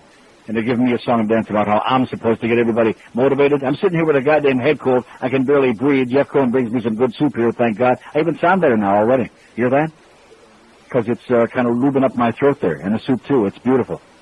But in the meantime, this crowd is dead. Here's Fort Lauderdale. Hello. Oh, God. Yes, sir. That game last night was an abortion. Speaking of dead, yeah. They should get all those Bush supporters that are, against, all these fetal lovers. They go stand outside the Carlisle Center and protest those abortion games. It's unbelievable. Yeah. I had a guy I was splitting tickets with. I had to call him up, and I said, you know what? Maybe I'll pass on the 20 games this year. Uh-huh. What do you think? Can't blame you. Hey, wouldn't blame anybody for staying away. I think Joe Rose is a Bush League town to begin with, and you top that off with a coma-inducing event, and you go, what you have is what we saw last night, an empty joint. I think Joe Rose is from San Francisco. I always hear him talking about. Yeah, maybe he'll go back. They'll take good care of him there. Let's see him drop his pants in San Francisco in the middle of a show out there, huh? You think he's going to do that? No. I doubt it. Big Mr. Macho Joe drops his pants in front of Gildy. That's a true story. He did that. He dropped his drawers right in the middle of a spot there and stuck his, and he mooned him right in the puss, right in the middle of a spot. What a disgusting thought in the middle of my soup. Jesus Christ. God, is he schmutzy. Yeah, I know.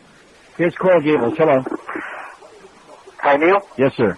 Hi. I was listening on the radio, and I felt like I had to call. I'm here at work, and I just keep hearing a lot of these unemployed people who are in love with Gore, and I wonder why that is. Unemployed people who are in love with Gore? How do you know they're unemployed? No, they're not. Oh, yes, they are. No, they're not. They're unemployed. No, they're not. Unemployment is an all-time low, sir, but don't confuse you with the facts. Unemployment is an all-time low under Clinton and Gore. 22 million new jobs, and all you do is call with a sock over your mouth and think I'm going to let you sit here and let you make a speech, you uninformed geek. And by the way, we know you're calling from the goddamn unemployment line. Who are you kidding? Deadbeat. That's right. Can't even find people to work now because unemployment is so low. And you give me a sound and answer. Everybody who disagrees with you is unemployed. Isn't that clever? God almighty. Put your goddamn sock away, the one you had over your puss, and put it back where it was in the first place. Dry it off. Here's a mobile in West Palm. Hello. Neil. Yes, sir. Great show. Thanks. Hey, quick correction from yesterday. You mentioned Dorothy Kilgallen and Jack Ruby. Yeah. You said Dorothy Kilgallen was away to interview Jack Ruby. No, I didn't say that. I said she was going to interview Jack Ruby. Well, she did interview Jack Ruby. Here's my correction. She did interview Jack Ruby. And then she died mysteriously very shortly thereafter. Mysteriously, and then Jack Ruby died of a massive dose of cancer with no prior history of cancer. That is correct. He just woke up one day and, oh, he's dead. He just got cancer overnight. Big tumor. So that makes for a great show at some point. Yeah. We should talk about that further. Okay. Thanks for your input. Are we going to do a show on that? No. Yeah, let's do a show on Dorothy Kilgallen and Jack Ruby. Anybody know who that is? No. No. They don't know Jack Ruby from Dick Diamond.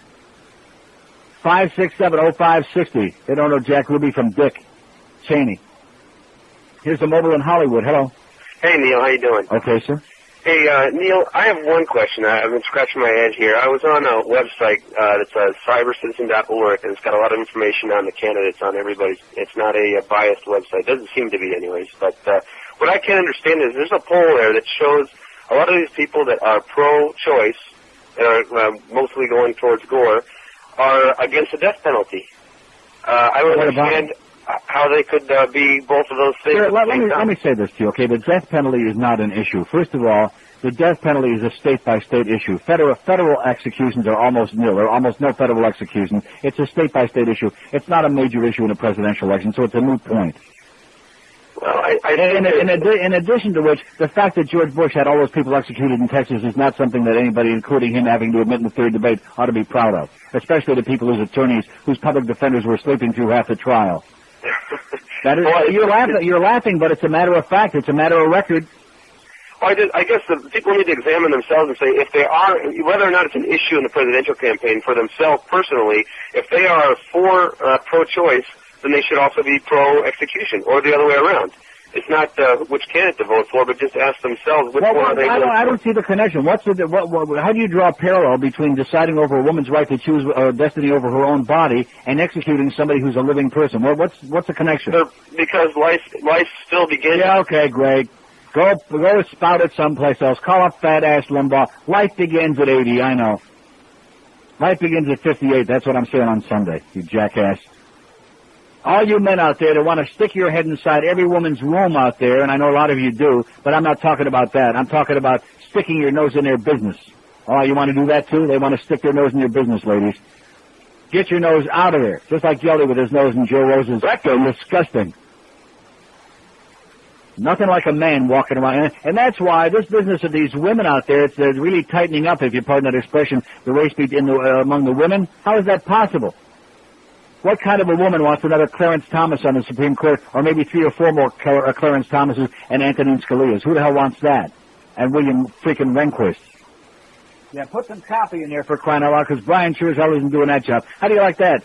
Poor Jeff Cohen's got to come in here and rewrite his own copy, because like I said before, Brian down there in sales doesn't service his accounts, doesn't write no copy. Just like I said. Useless. Useless as a turd burger. That's you, Brian. I got copy in here that's staler than last year's matzo balls. Here's a mobile in Miami. Hello. What's up? Yes, sir. Hey, first of all, I'd like to say, go Canes. Yeah, okay, great. Here's a mobile in West Palm Beach. Hello. Neil, how are you? Okay. I thought I was calling for something else, but the caller before the last one inspired me so much. You know, I got on a website earlier today, Neil. What is it? And I got on a website earlier, and I thought, you know, I want to really prove my point. So I'm going to say, if you don't like abortion, then how can you like the fact that if a guy murders 17 people, we should possibly execute him? See, Neil, you people just don't make sense.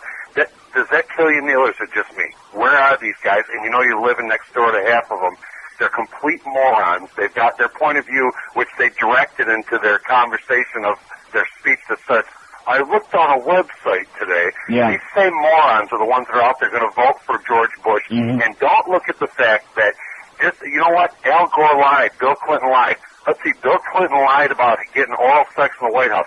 Instead, we've got George Bush Sr. who lied about having Bill Casey killed so they could have an answer to who it was that gave the direction for hiring Contras. Right. But no.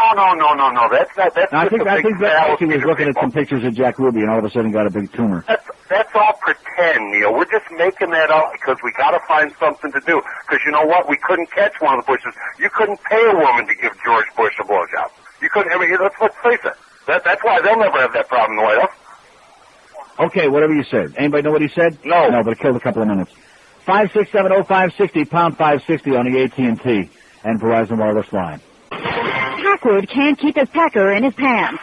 In CD stores now, Al Gore sings the hits step by step. Step by step. Al Gore sings the hits.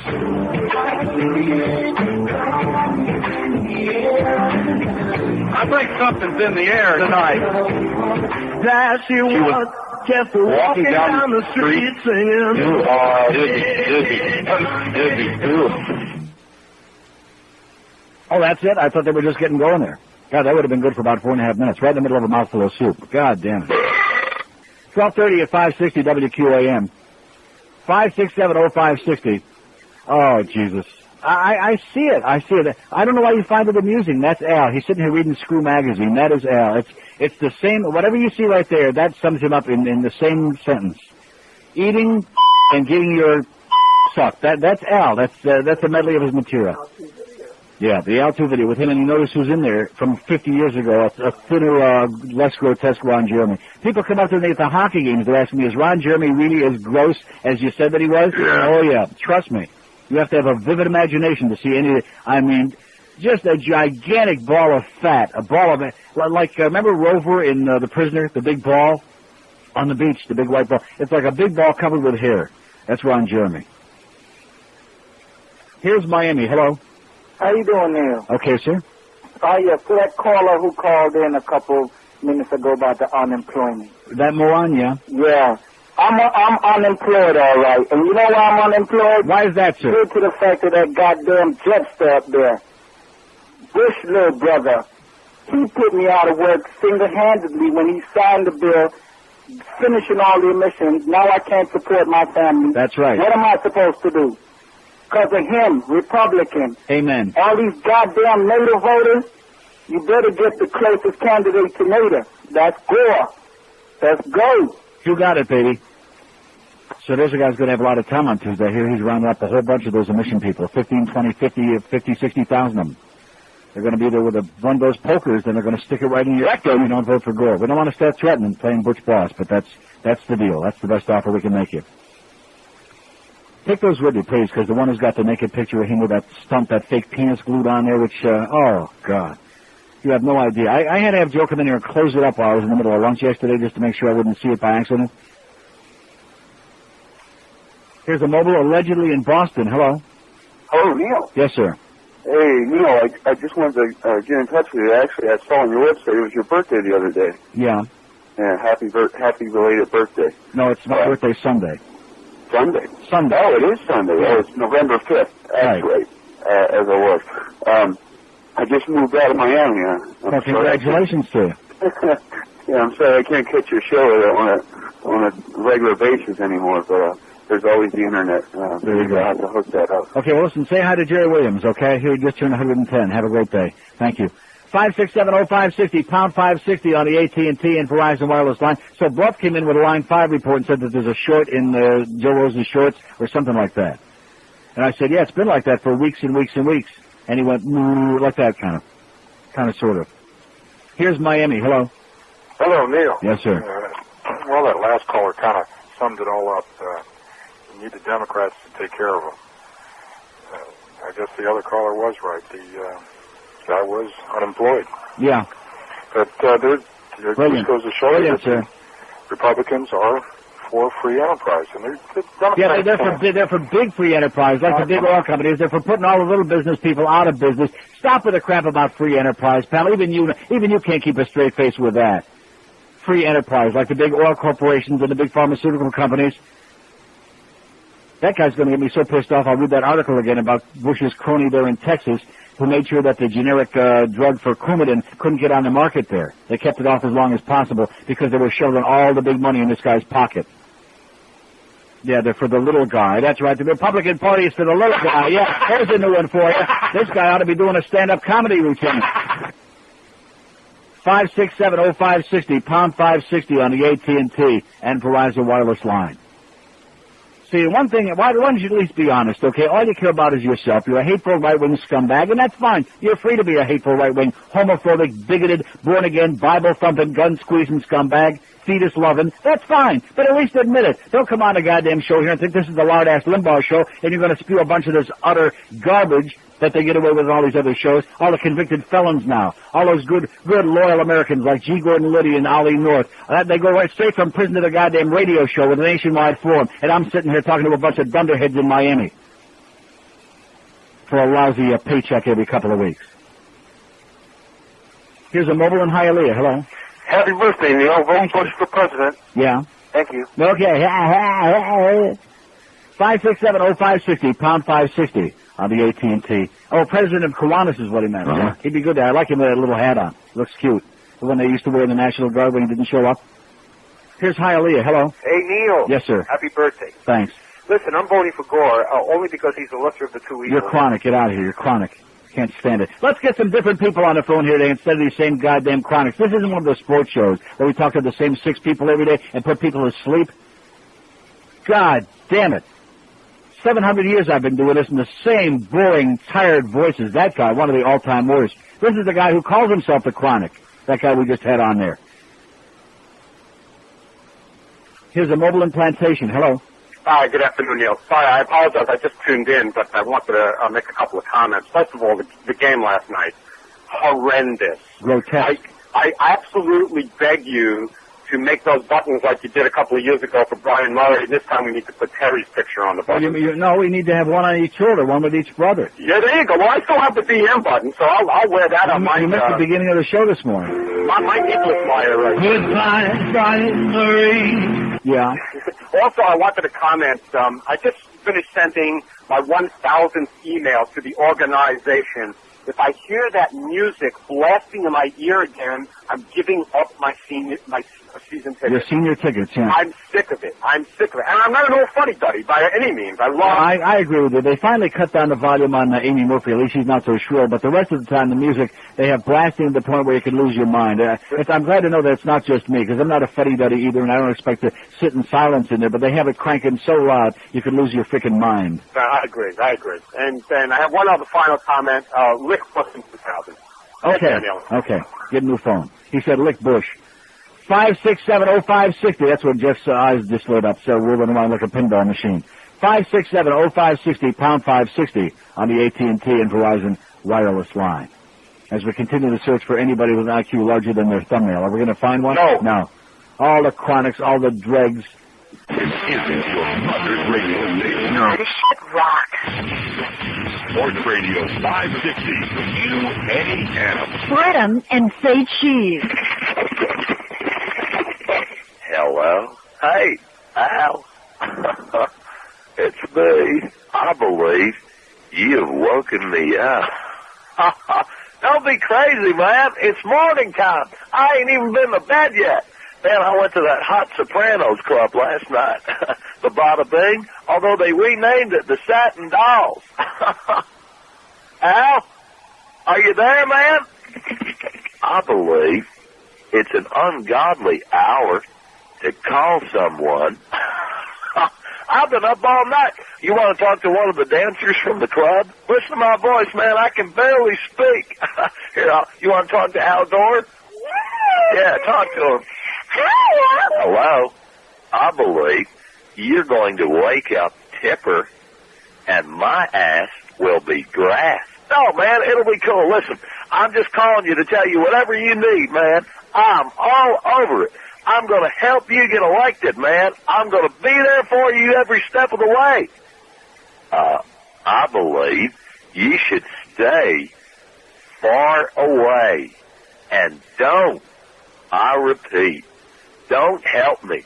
Put yourself in a lockbox and throw away the key.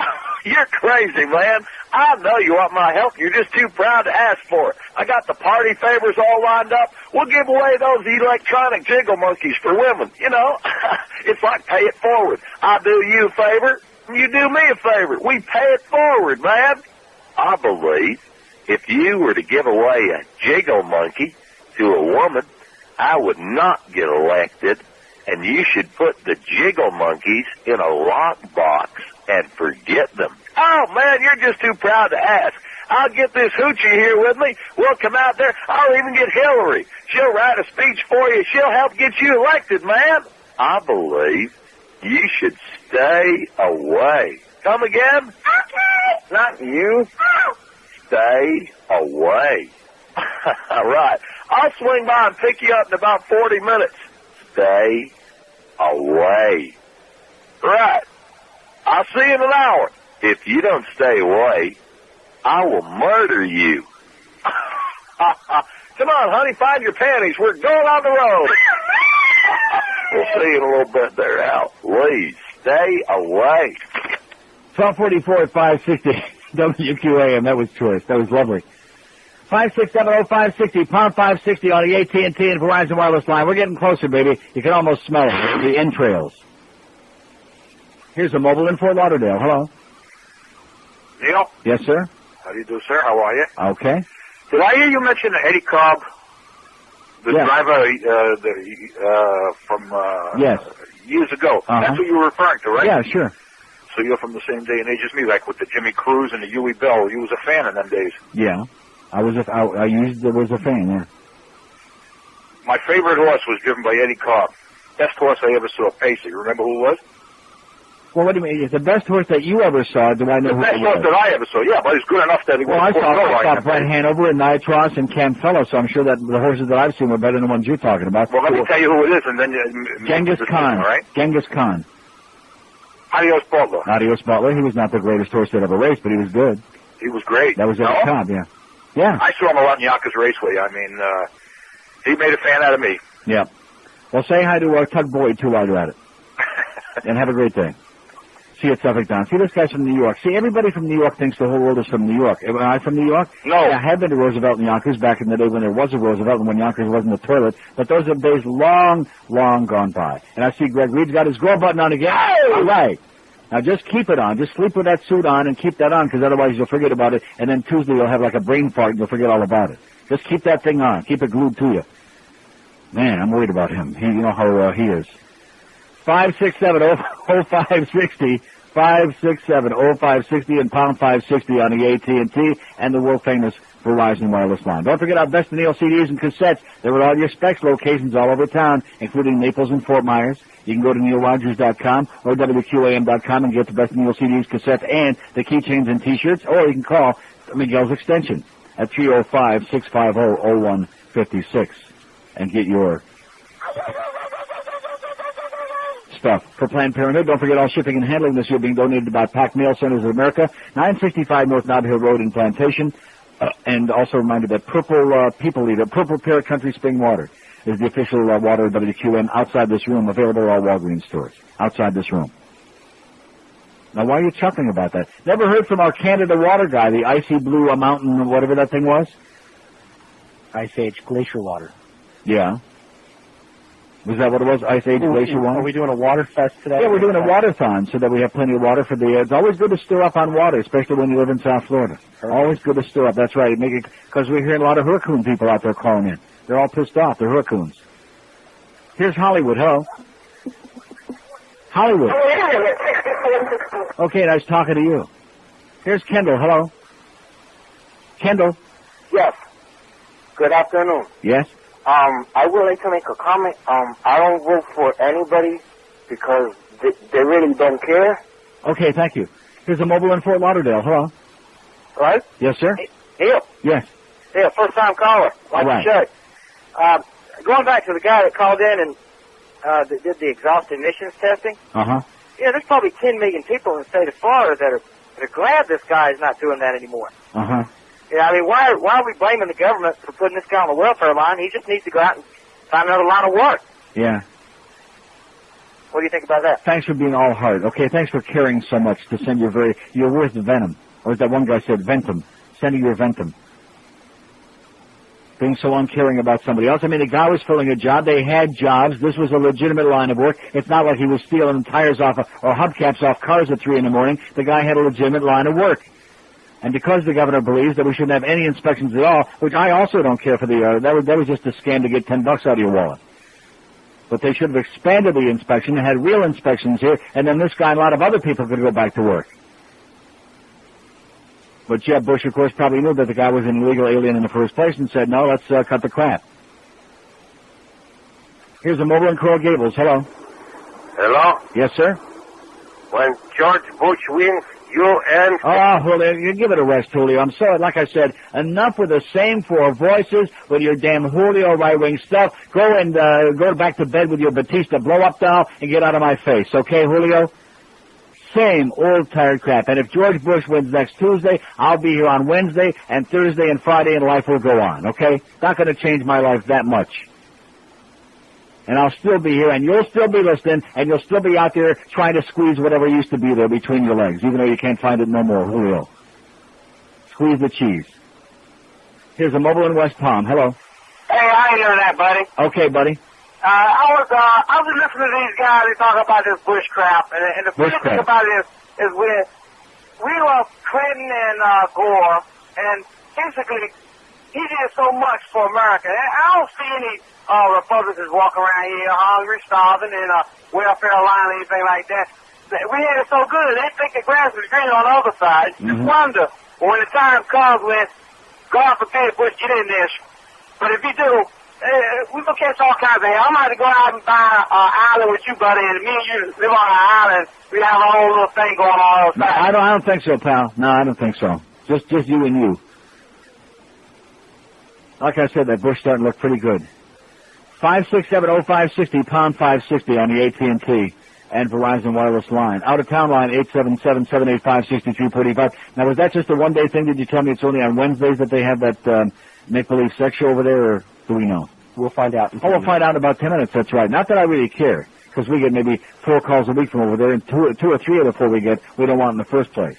Like that craggy old chronic that called earlier this morning. Same old, tired routine. God. Here's the mobile in Coral Springs. Hello. Yes, Neil. Yes, sir. Gotta vote for Bush. Gotta tell you why, and there's one reason, the main reason, is because he's for faggots, you faggot! Yeah! Roy!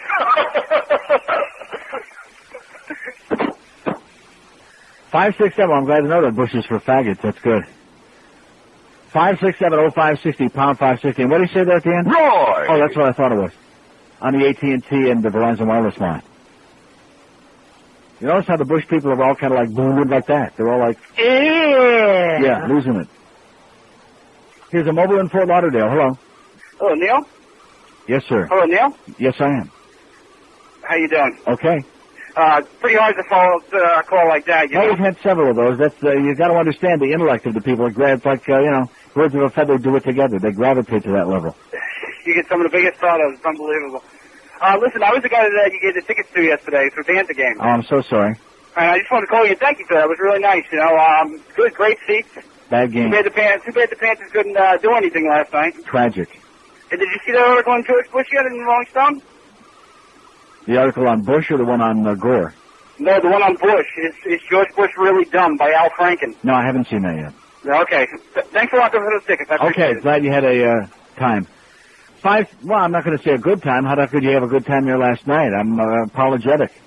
Because the guy probably wouldn't have gone if we wouldn't give him those tickets, and we destroyed a night of his life, and a lot of other people, too, who really want a refund, Wayne. We want our money back. We're disgusted. We're distraught. We want to say bye-bye to the Murrays.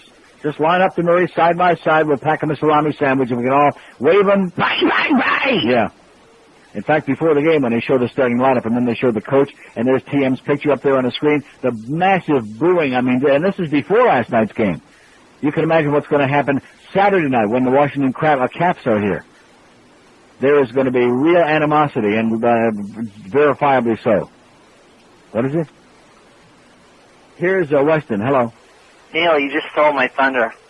Last night's game was horrible. Yeah. How you give up a shorthanded goal at home and be shut out at the same time? What do you mean give up a shorthanded goal at home? What does that mean?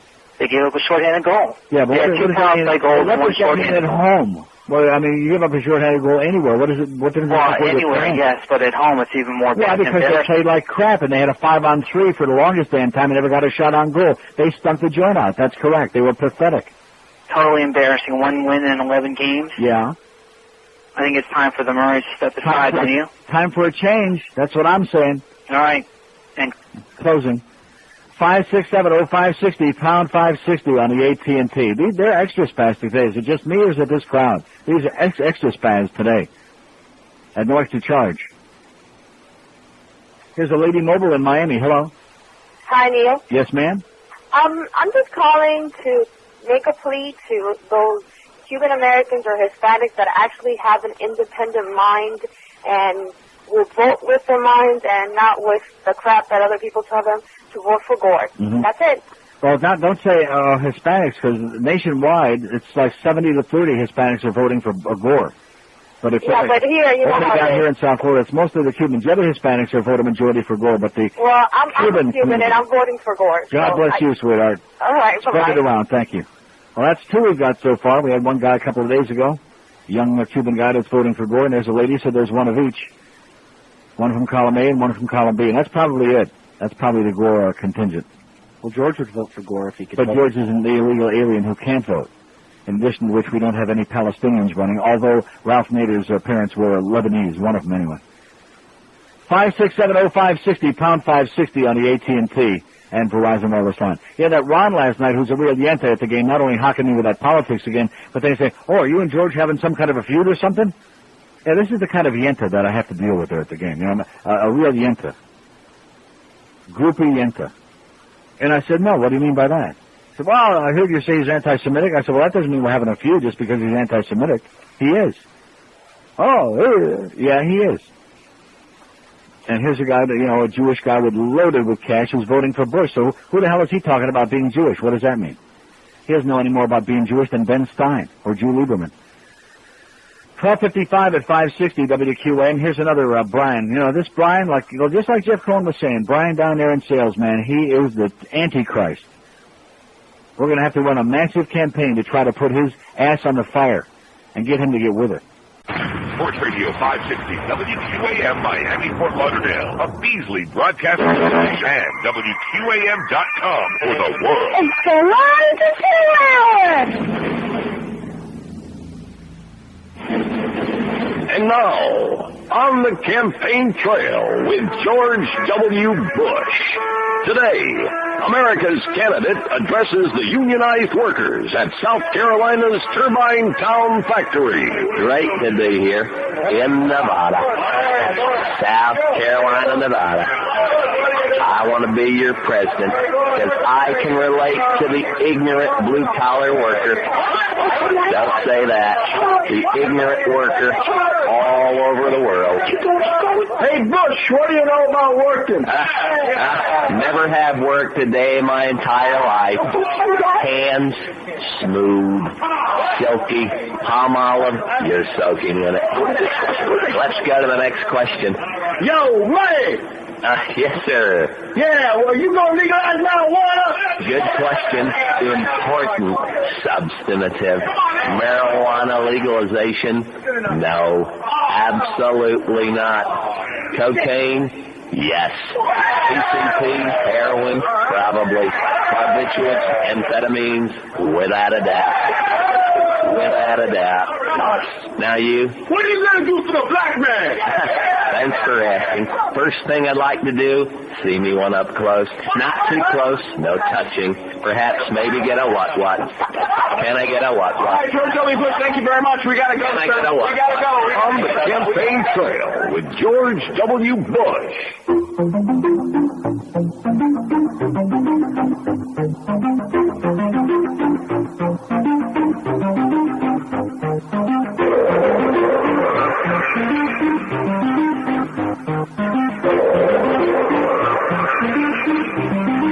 I take my job heaven and bring you underground. Heaven and always turn around to my job heaven. I like to so hellbound. Heaven, the killer makes no sound. My job heaven and bring you underground. Heaven, and always turn around to my job heaven. I like to so hellbound. Heaven, the killer makes no sound. Yes, they'll talk about money. That's right, and too much is happening. Come on, my friend, let me tell you what it's all about. It's all money departments today, and people just keep on going on, looking at the dollar bill, nothing else around them. No love, no friendship, nothing else, just the dollar bill coming on into their pocket, into their bank account. That's too much of them bringing them on the ground. Let me tell you what it's all about. It's all money departments today, and people just keep on going on, looking at the dollar bill, nothing else around them. No love, no friendship, nothing else. Just the dollar bill going on into their pocket, into their bank account. I take my job heaven and bring you underground. Heaven, yeah, and always turn around. My job heaven, I like them so hellbound. Heaven, yeah, the killer makes no sound. My job heaven and bring you underground. Heaven, yeah.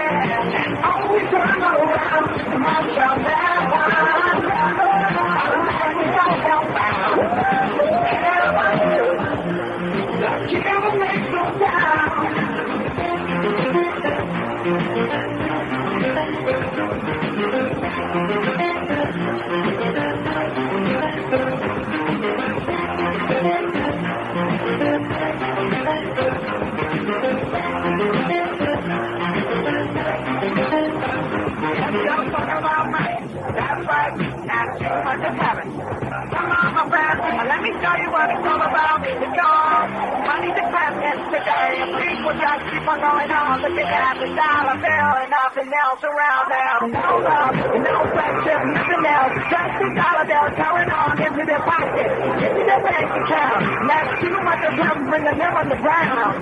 Let me tell you what it's all about. It's all money department today. And people just keep on going on. Looking at the dollar bill and nothing else around them. No love, no friendship, nothing else. Just the dollar bill coming off into their pocket, into their bank account. Too much of heaven and being underground. Heaven, yeah, and always can go around. Too much of heaven, our life is so hellbound.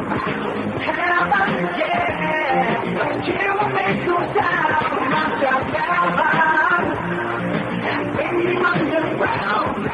Heaven, yeah, always can go around. Too much of heaven, our life is so hellbound. Heaven, but you will make you down.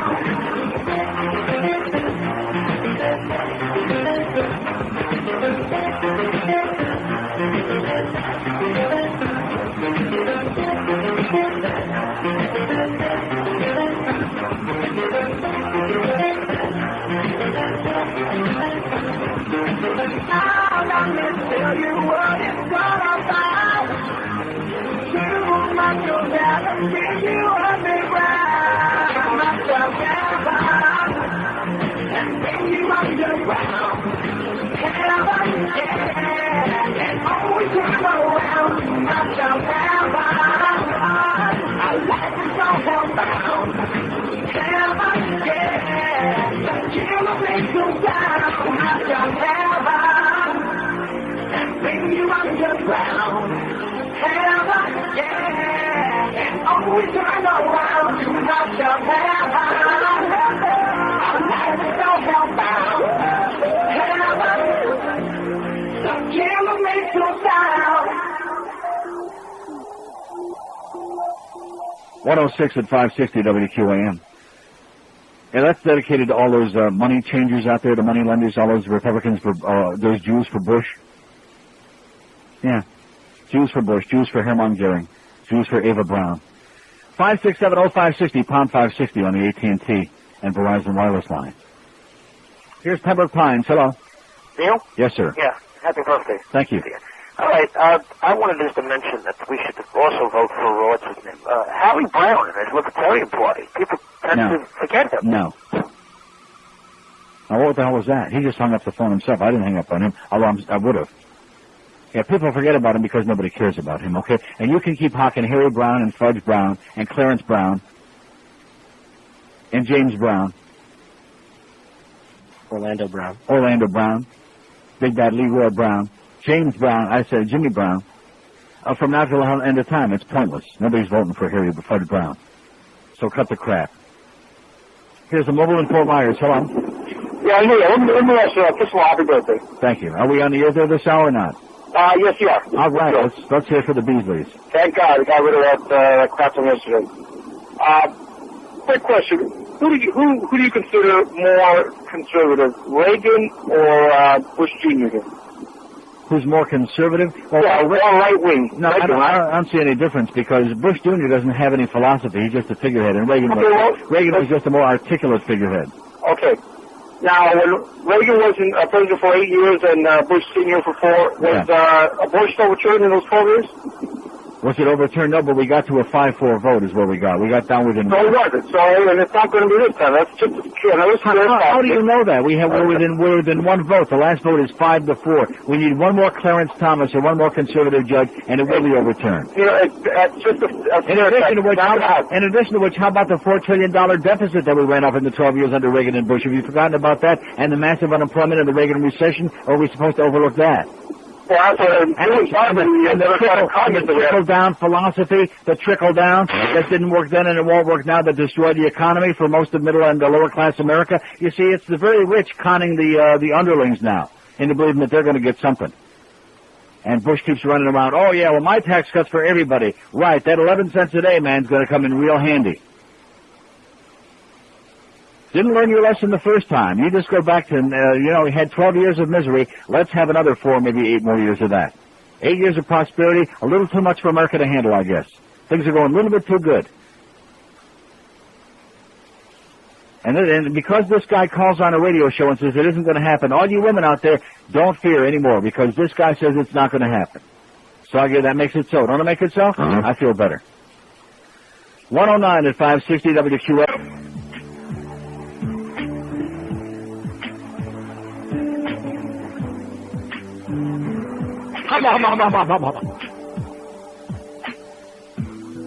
Politicians around you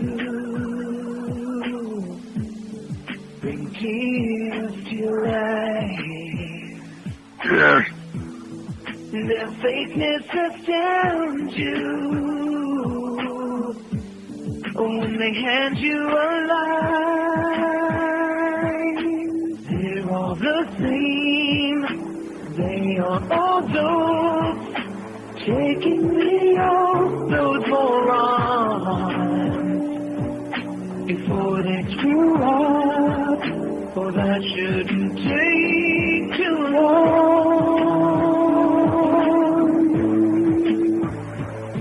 Yes, Bush and Gore, they both seem swell. Won't get my vote, no way in hell. There as you say, I'll do. Yes, I promise you.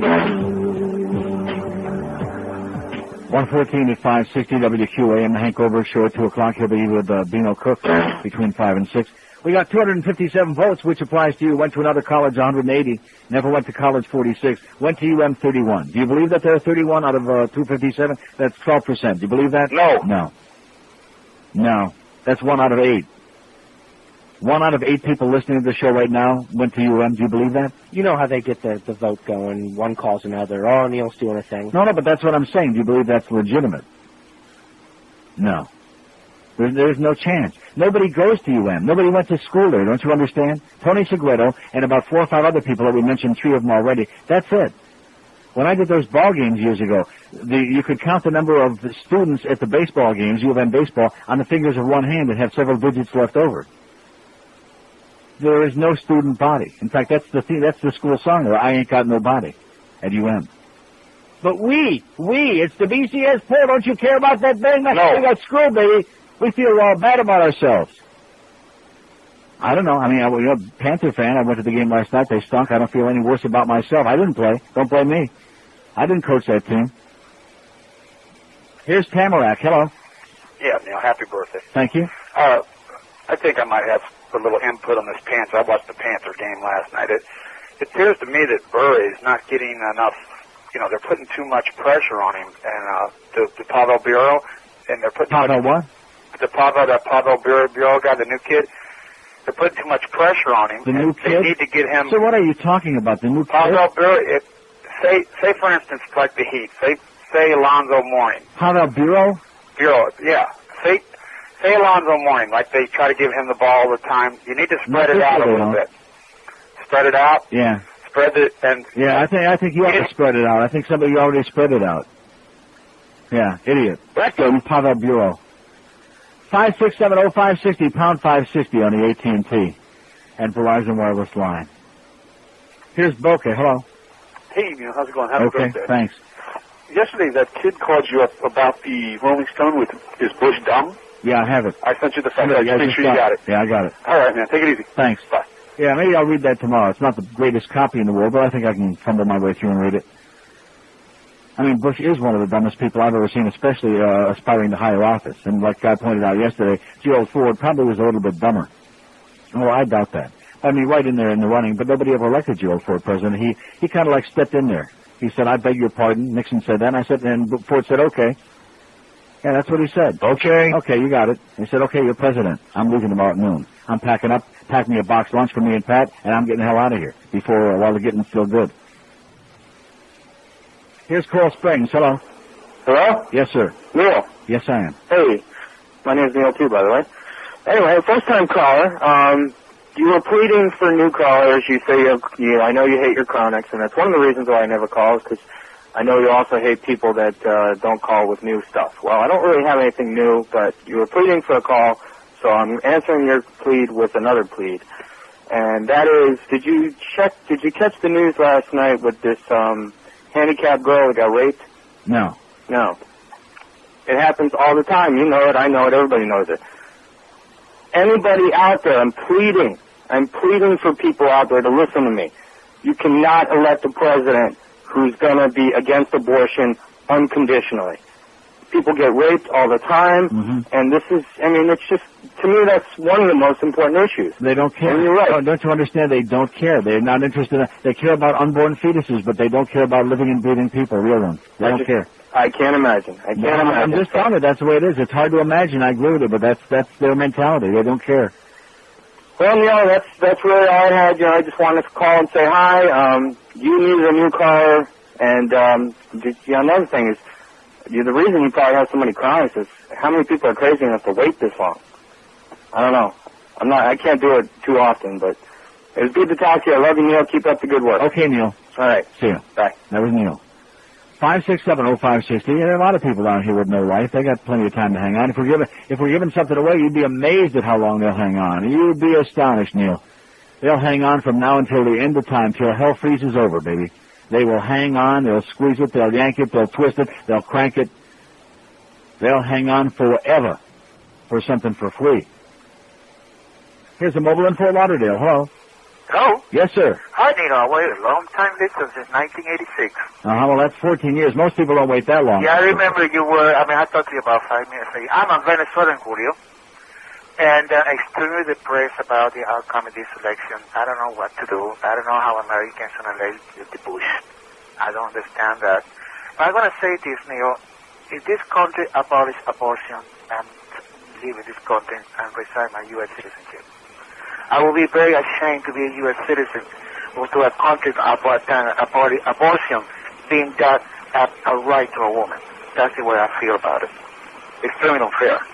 Okay, in fact, I understand it. If Bush gets in about halfway through his first term, that they're going to take away the woman's right to vote, too, is what I'm hearing. That's just a rumor I started now. But, if we're going to take away other rights, why the hell not take that away? And you'll notice we see very, very little of his wife. All the other wives are all there running around and mouthing off. But we see very little of Ms., whatever her name is. Kay, what is her name? I don't even know what her name is. Mommy Bush. Is it in there? Is it in the thing? One moment, please. Yes, it is. Well, we're checking it out. Isn't that something we have to look that up? We all know Tipper. In fact, remember Tippy Canoe and Tyler, too? William Henry Harrison and John Tyler? And then, of course, William Henry Harrison got elected, and he was an old, battering man, went out and got pneumonia during his inauguration speech and died very shortly, and John Tyler became president. You did know that, didn't you, Bill? Tippy Canoe and Tyler, too? Yeah. How about the campaign slogan for the Gore campaign? Al Gore and a Jew and Tipper, too. Huh? That's kind of close. I like your one from the other day. I like Kike. Yeah. You can't find her name. How about Laura? Laura Bush. There you go. It's old Laura Bush. Yeah. And she's like, can't be found. That fucking bitch. Yeah, can't find her for love or money. How do you like that? She's staying right there in the kitchen. Not barefoot and pregnant no more. She's a little old for that, but barefoot and cooking up a storm. Susan B. Anthony, eat your heart out, sweetheart, because we're taking more big, giant steps backward for every group in this country. I was going to say every minority group, but women aren't a minority. But don't confuse them with that. Here's a mobile in Hollywood. Hello. Hey, Neil, how you doing? Okay, sir. Happy birthday. Thanks. 39, isn't it? Right? 25, yeah. All right. Hey, listen, Neil. I wanted to tell you about like people driving on these highways. You know, you don't get any respect when you're live and you're driving. Well, guess what? Today I was getting on I-95 at Sterling, and there was a funeral procession in the far right lane on 95, and three people cut in front of a funeral cortege, in front of the procession. I couldn't believe it. These people were traumatized by all these cars and these trucks that had to cut in front of them to get in front of the funeral procession because it wasn't going fast enough. It's just unbelievable, Neil. I really am amazed at what people will do, you know, to ruin somebody's day. When you're dead, you can't even, you can't even. No, you know. And the other thing I wanted to make a point. Out here, a bunch of real scumbags. I mean, it is awful, man. These people are like, you know, burying their loved one, and these people are like cutting in. It's against the law to begin with, but these people don't read their driver's manual. Yeah. You know, they don't know. What driver's manual? I mean, how do you get a driver's manual? Well, I mean, when you get your license in a box of Cracker Jacks, there's no driver's manual in there, just a license. No, it's awful. And a green card. And you know what's something? The other thing I wanted to address to you is, I wish people who smoke cigarettes would take responsibility for their habit by not chucking them out the windows. You know, it's just by not suing the tobacco companies. I'm sure Bush ain't too happy about that. All those lawsuits. That's why they want tort reform so that they can't sue anybody. But you know, quit suing the tobacco companies. It says right there. It's got a big skull on a crossbones, and it says if you smoke these, it's going to kill you and everybody else around you. So quit suing everybody. No, they don't. Yeah, they don't care. And why do gay men? Why will gay men vote for Gore? What does that mean? Because they don't like Bush. Uh-huh. Hey, Neil, you had a great birthday, and it was good talking to you. I'm a first-time caller, and I listen to you all the time. I got up enough guts to give you a call. Okay. Say hi. Okay. Take care. Bye-bye. Said bye-bye about 15 seconds too late. Was that amusing? No. No. Was it new? No. That's pretty old. Pretty stale. And the joke, too. 5670560, pound 560 on the AT&T and Verizon wireless line. I thought maybe we were going to say they will vote for Gore because they don't like Attila the Hun. That might be it. They don't like Jerry Falwell, and they don't like Pat Robertson, and they don't like all those other right-wing. They don't like Gary Bauer. They might like Papa Bauer, and they might like Bert Bauer, but they're not too crazy about Gary Bauer and those right-wing goody two-shoes, hate monger. Well, we don't go through all of that. I mean, really, when you sit down and you examine the various groups who have very vested interest in not voting for Bush, and then take a look at these polls and see the way this thing is going and probably will go, you say, huh? You start wondering if the fix is in. Here's Naples. Hello. Yeah, Neil, happy returns, buddy. Thank you. Neil, I saw an interesting letter to the editor in the Times the other day by the Undersecretary of Commerce in the Reagan administration. He basically agrees with you that compassionate conservatism is the same as trickle-down economics. Uh-huh. He also goes on to say... Just another stupid cliche. That's all we got from this guy's cliche. Yeah, talking about ending partisan division in Washington and Washington insiders and big government. And he's got a half a dozen of the same trite cliches, and it all is a big pile of duty. That's what it all is. Well, he keeps coming back with it so people believe it, Neil. Repetition seems to work for him. Uh-huh. But he also says that the tax cuts and the estate tax elimination is basically fiscal stimulation that's bad economic policy. Yeah, I know some people that are real excited about that. He also says that to privatize part of the Social Security would undermine the system while handing a windfall to Wall Street. On the same note... why do you think he's doing it? What do you think it's all about? It's about all his good corporate buddies on Wall Street, about big corporations. That's what he's all about. That's what his whole campaign is all about. Don't confuse these people with the fact they love Philip Morris Tobacco Company. They love the big oil companies. They love paying $2 for a gallon of gas. They love paying like 5, 6, 10 times more than they should for pharmaceutical drugs. They love that. It must be the case because that's the reason that they're all calling here, just busting everybody's balls, all the crazy Bush people. That's what we've had, 90% of it for the last day after day after day. Does it make any impact on us? No, it just shows you what a bunch of assholes they are. It's called defending the indefensible. That's what their comments are attempting to do, defending the indefensible. Just like that guy at the hockey game last night, I once mentioned Ron by name again. Let's not talk politics. And then you know, starting it again. Just can't control himself. You know, you're selfish, you're loaded with cash, you give a lot of money to charity because it's tax deductible, regardless of what the charity is, like to schmooze, like to suck up. Sad. Very sad to me. Deplorable. And leave Rimmer and Farrell alone, by the way.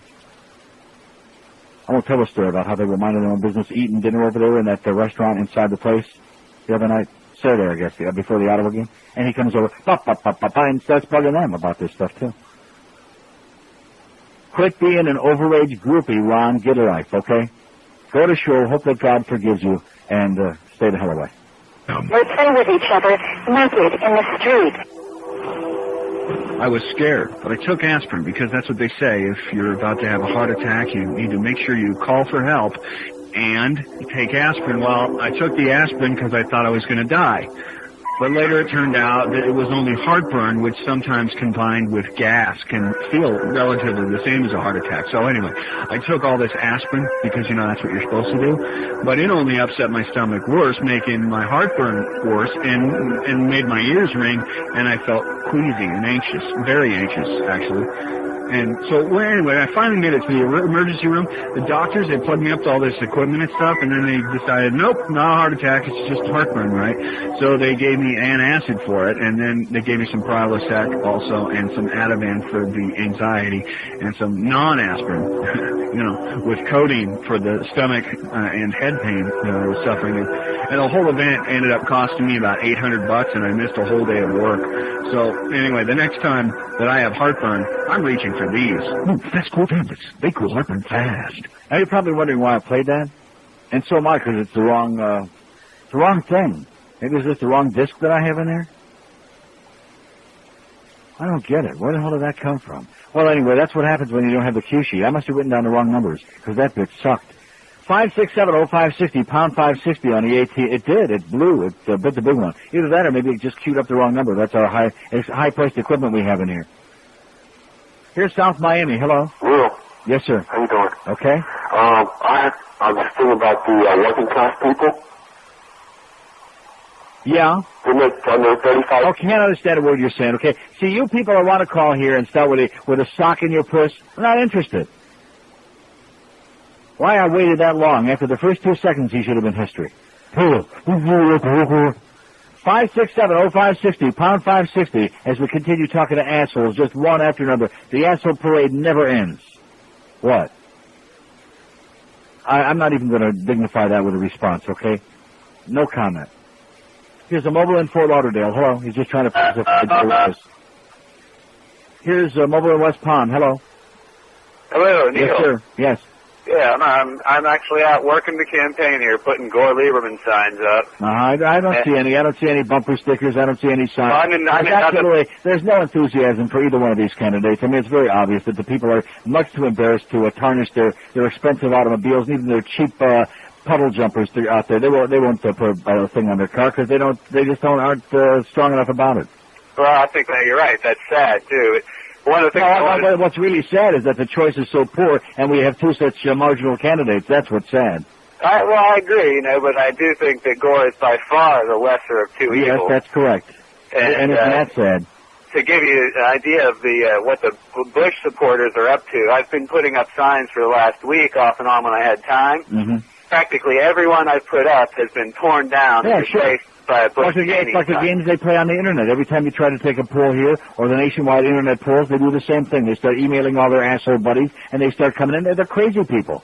They are. They're nuts. And I tell you, for people who are inexplicably still undecided, or if they're leaning towards Bush, I would really hope that they would check out. There's a website called realchange.org, and it's a nonpartisan website.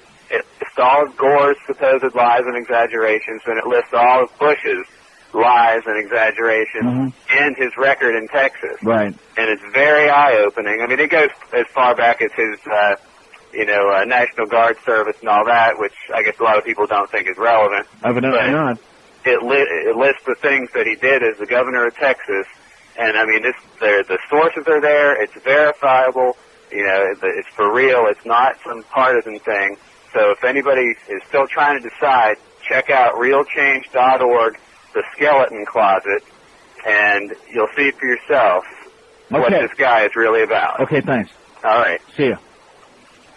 Now, let's see. Here's a fax from Fort Myers. It says, I know you make us West Coast folks out to be bad guys, but we do love you over here, just don't know what to do. The stock show from noon to 1 is an inconvenience, but we knew you'd be back from 1 to 2. Now they've sold the time 1 to 2 slot over here to some Pecker outfit, whatever the hell that means. that we had to suffer through yesterday. Little by little, they're pushing you away from us, and I resent it. I want you to listen to you, and they're showing us that they pretty much intend to do away with Neil Rogers on the West Coast. We enjoy your program, feel a loss that you are slipping away from us.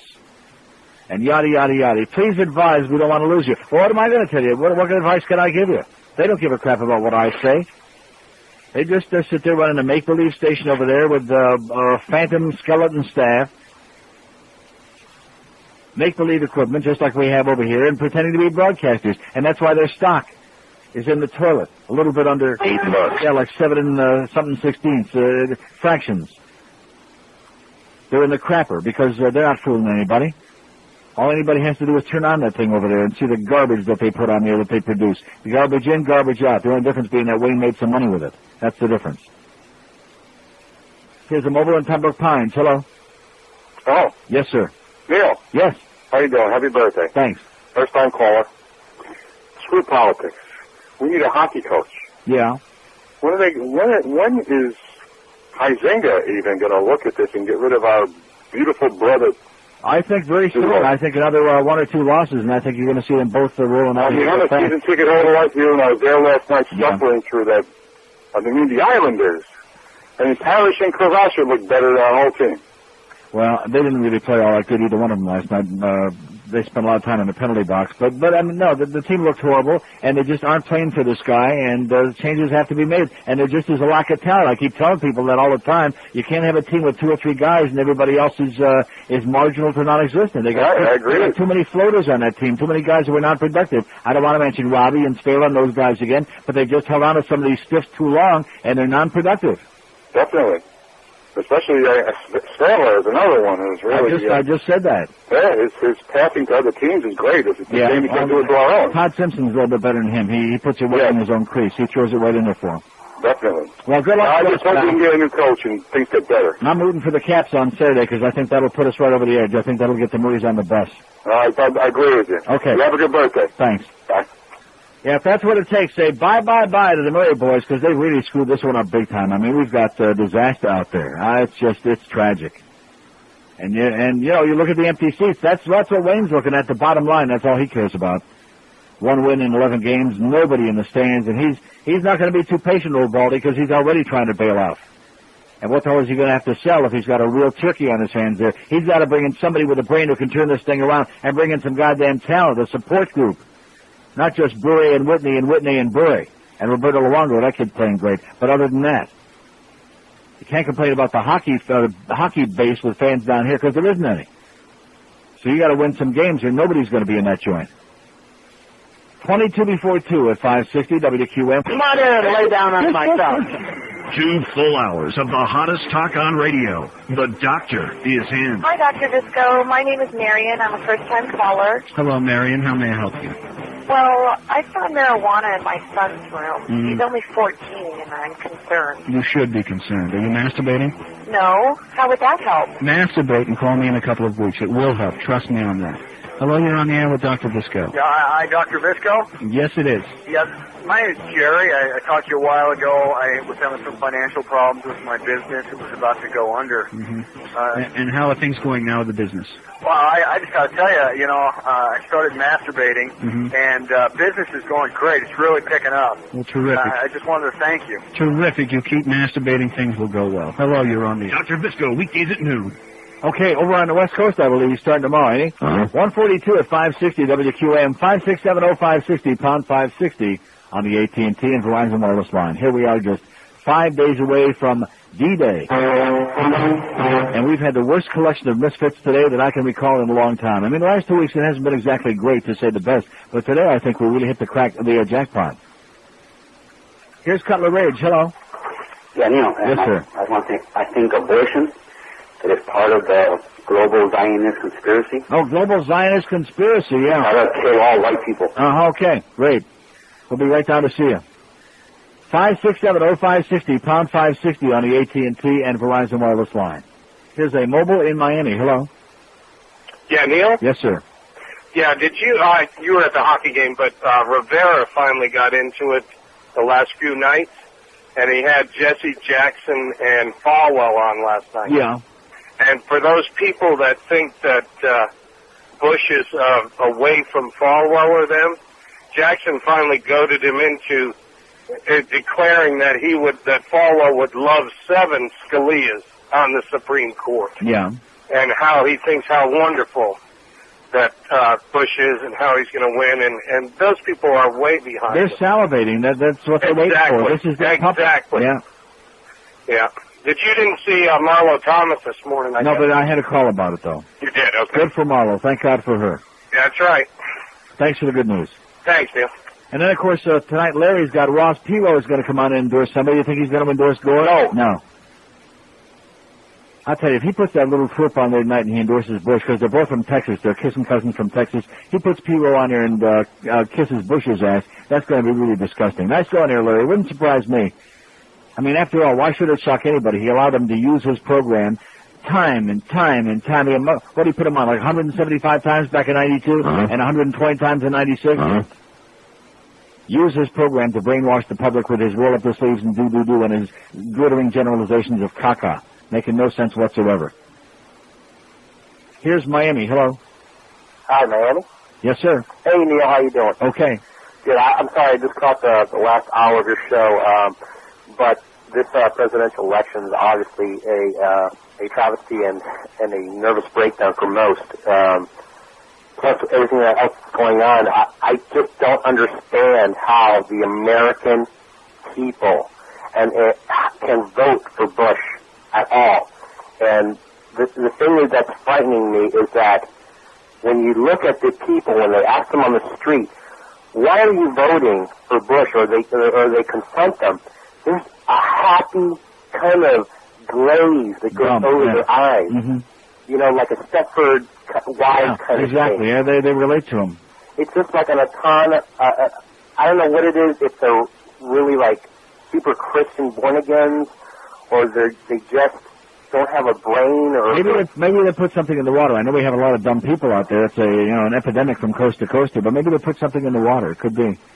I have no idea, but it is really frightening, because the message that it's sending to not only everybody around them who has a brain, and to the world, is that... Yeah, but whoever said the American electorate had a brain? Whoever said that? Well, that's true, but, I listen to all these commentators on there again. They talk mostly about, who looked the most comfortable, who looked the most nervous, and Gore looked a little bit too aggressive, and he walked over during the debate, and how disgusting that was, and all these cosmetic, stupid, idiotic things, as opposed to, where the hell are they coming from, and who are the people who are behind them? Right. Well, I would hope with all the the newer generations that are coming up, I would be hoping that they're not as susceptible to swallowing the same old BS that's been perpetrated on the older generations through, the people from the 50s. Well, what makes you say that? You think that the younger people are more politically sophisticated? Or you're dreaming. Well, no, not that they're more sophisticated, but I think they have an ability to see past the BS. No, absolutely not. Absolutely, positively not. You don't think so? They're in la-la land. And let me say it again, 25% of the 18 to 24-year-olds at MTV poll, 25% couldn't even name both candidates for president. Right. Well, then it's a sad commentary that, the corporate America is going to continue. Sir, the game plan is keep the public ignorant. They're doing a magnificent job of it. That's the American game plan. Keep the Schwarzers as dumb as can be. Keep them in the ghetto. Keep people under the thumb of the federal government. Keep them as stupid, uninformed, uneducated, and let the special interests run the show. And no matter which one wins, the special interest will still be running the show, but it's a matter of degree. And, of course, if Bush wins, then it's like giving him a blank check for all the things that are repugnant and repulsive to me and a lot of other people. But to me in particular. Ron.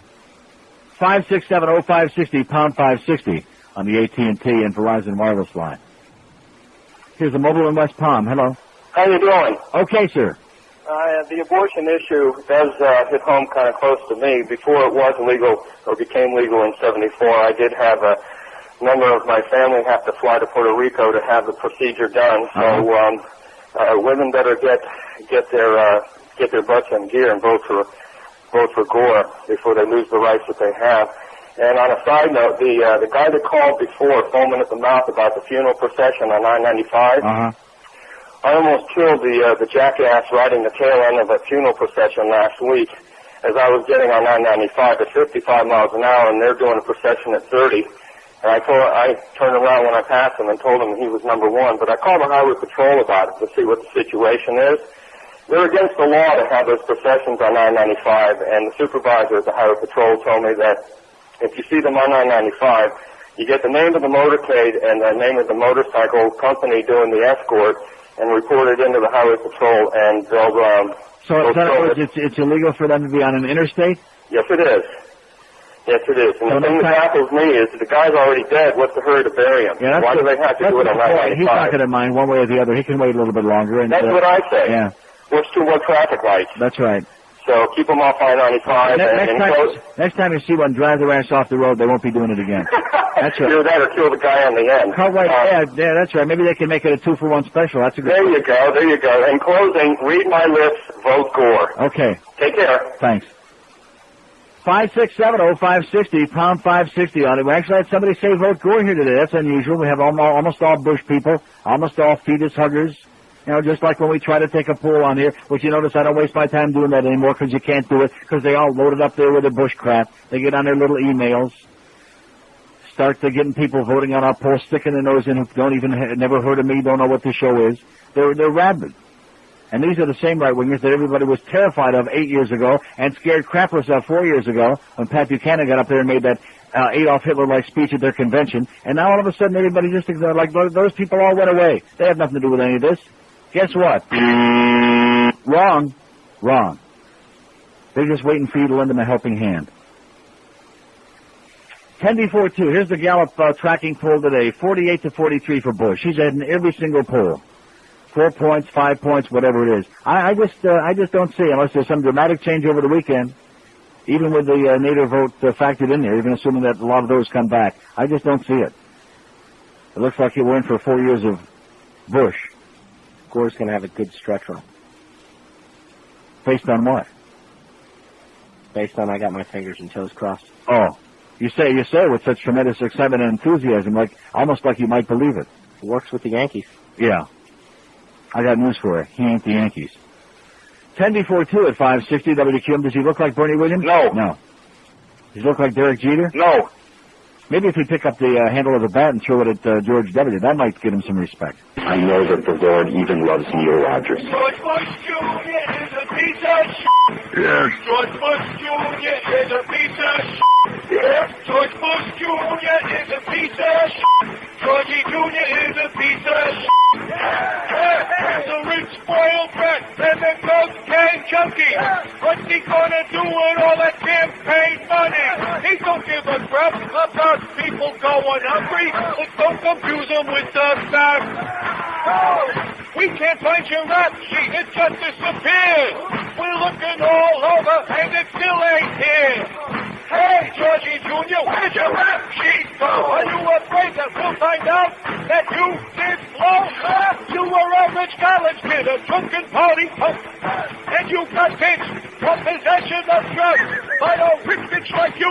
You can hire a judge to get some Ajax blender and a big fat sponge.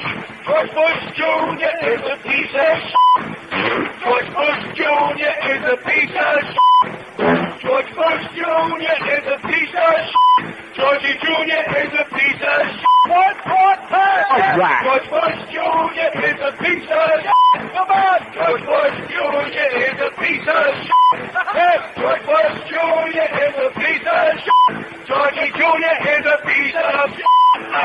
155 at 560 WQM. So somebody shoved a Bush piece of propaganda under our door. What was that, a calendar or something? Just one of those cards. Just a sign? Yeah. Correct. Yeah, so Robert Griefer is already gone, and Holman, Joe Rose, Little Dog, they're gone. Joe took Geldy, and they left out of here together arm in arm. So couldn't have been one of them. So we got some other chigger in the woodpile in here, huh? We're going to have to do you have any idea who it was? Could be John Jarris. He's a Bush guy. John Jarris is a Bush guy? Wow. Reminds me of something that Martin Luther King once told me. He said, never trust a goy. Anyway, here's a fax from Jim Walsh, who we've helped tremendously here on this program. He says thanks and et cetera and so on. He says, if you could, we need another favor. I know he's not your favorite person, but Joe Lieberman will be at the Get Out the Vote rally tomorrow. If you can help, and the answer, of course, is no. No. I'm tearing this up before I would tear up that Bush thing you got in there. I am not promoting anything. With all due respect, Jim, ask me anything else. Do not ask me to promote anything involved with Joe Lieberman. The answer is absolutely, positively no. He makes my skin crawl. He is positively the most grotesque, the most weaselly, the most embarrassing piece of turd. He's nauseating. He really is. I can't find a word to describe him. Schlub, Schlemiel, Schmendrick. Nebbish, that's the word, nebbish. He is a nebbish. You just look at him, and the word, You don't know what that word is? Well, look it up. Here's the Lady Mobile in Miami. Hello. Lady Mobile. Hello. Yes, ma'am. Good afternoon, Neil. Yes, ma'am. First of all, let me say happy birthday to you. Thank you. And secondly, when you're talking about bumper stickers, I do have a bumper sticker that says Gore Lieberman. Wow. And I have just... Excuse me? I said you must be the one. Probably. Don't see too many bumper stickers, though, do you? Either way. It says Gore Lieberman. I said, well, there's a lot of people down in Miami that have that bumper sticker. Well, in Broward County, they don't have them. I guess they're afraid to put them on. I guess so. And you were also talking about people driving in their fancy cars. Just let them know if Bush take over the power, well, there won't be any more fancy cars for anybody to drive around. Yeah, well, I'll be driving this whole bunch.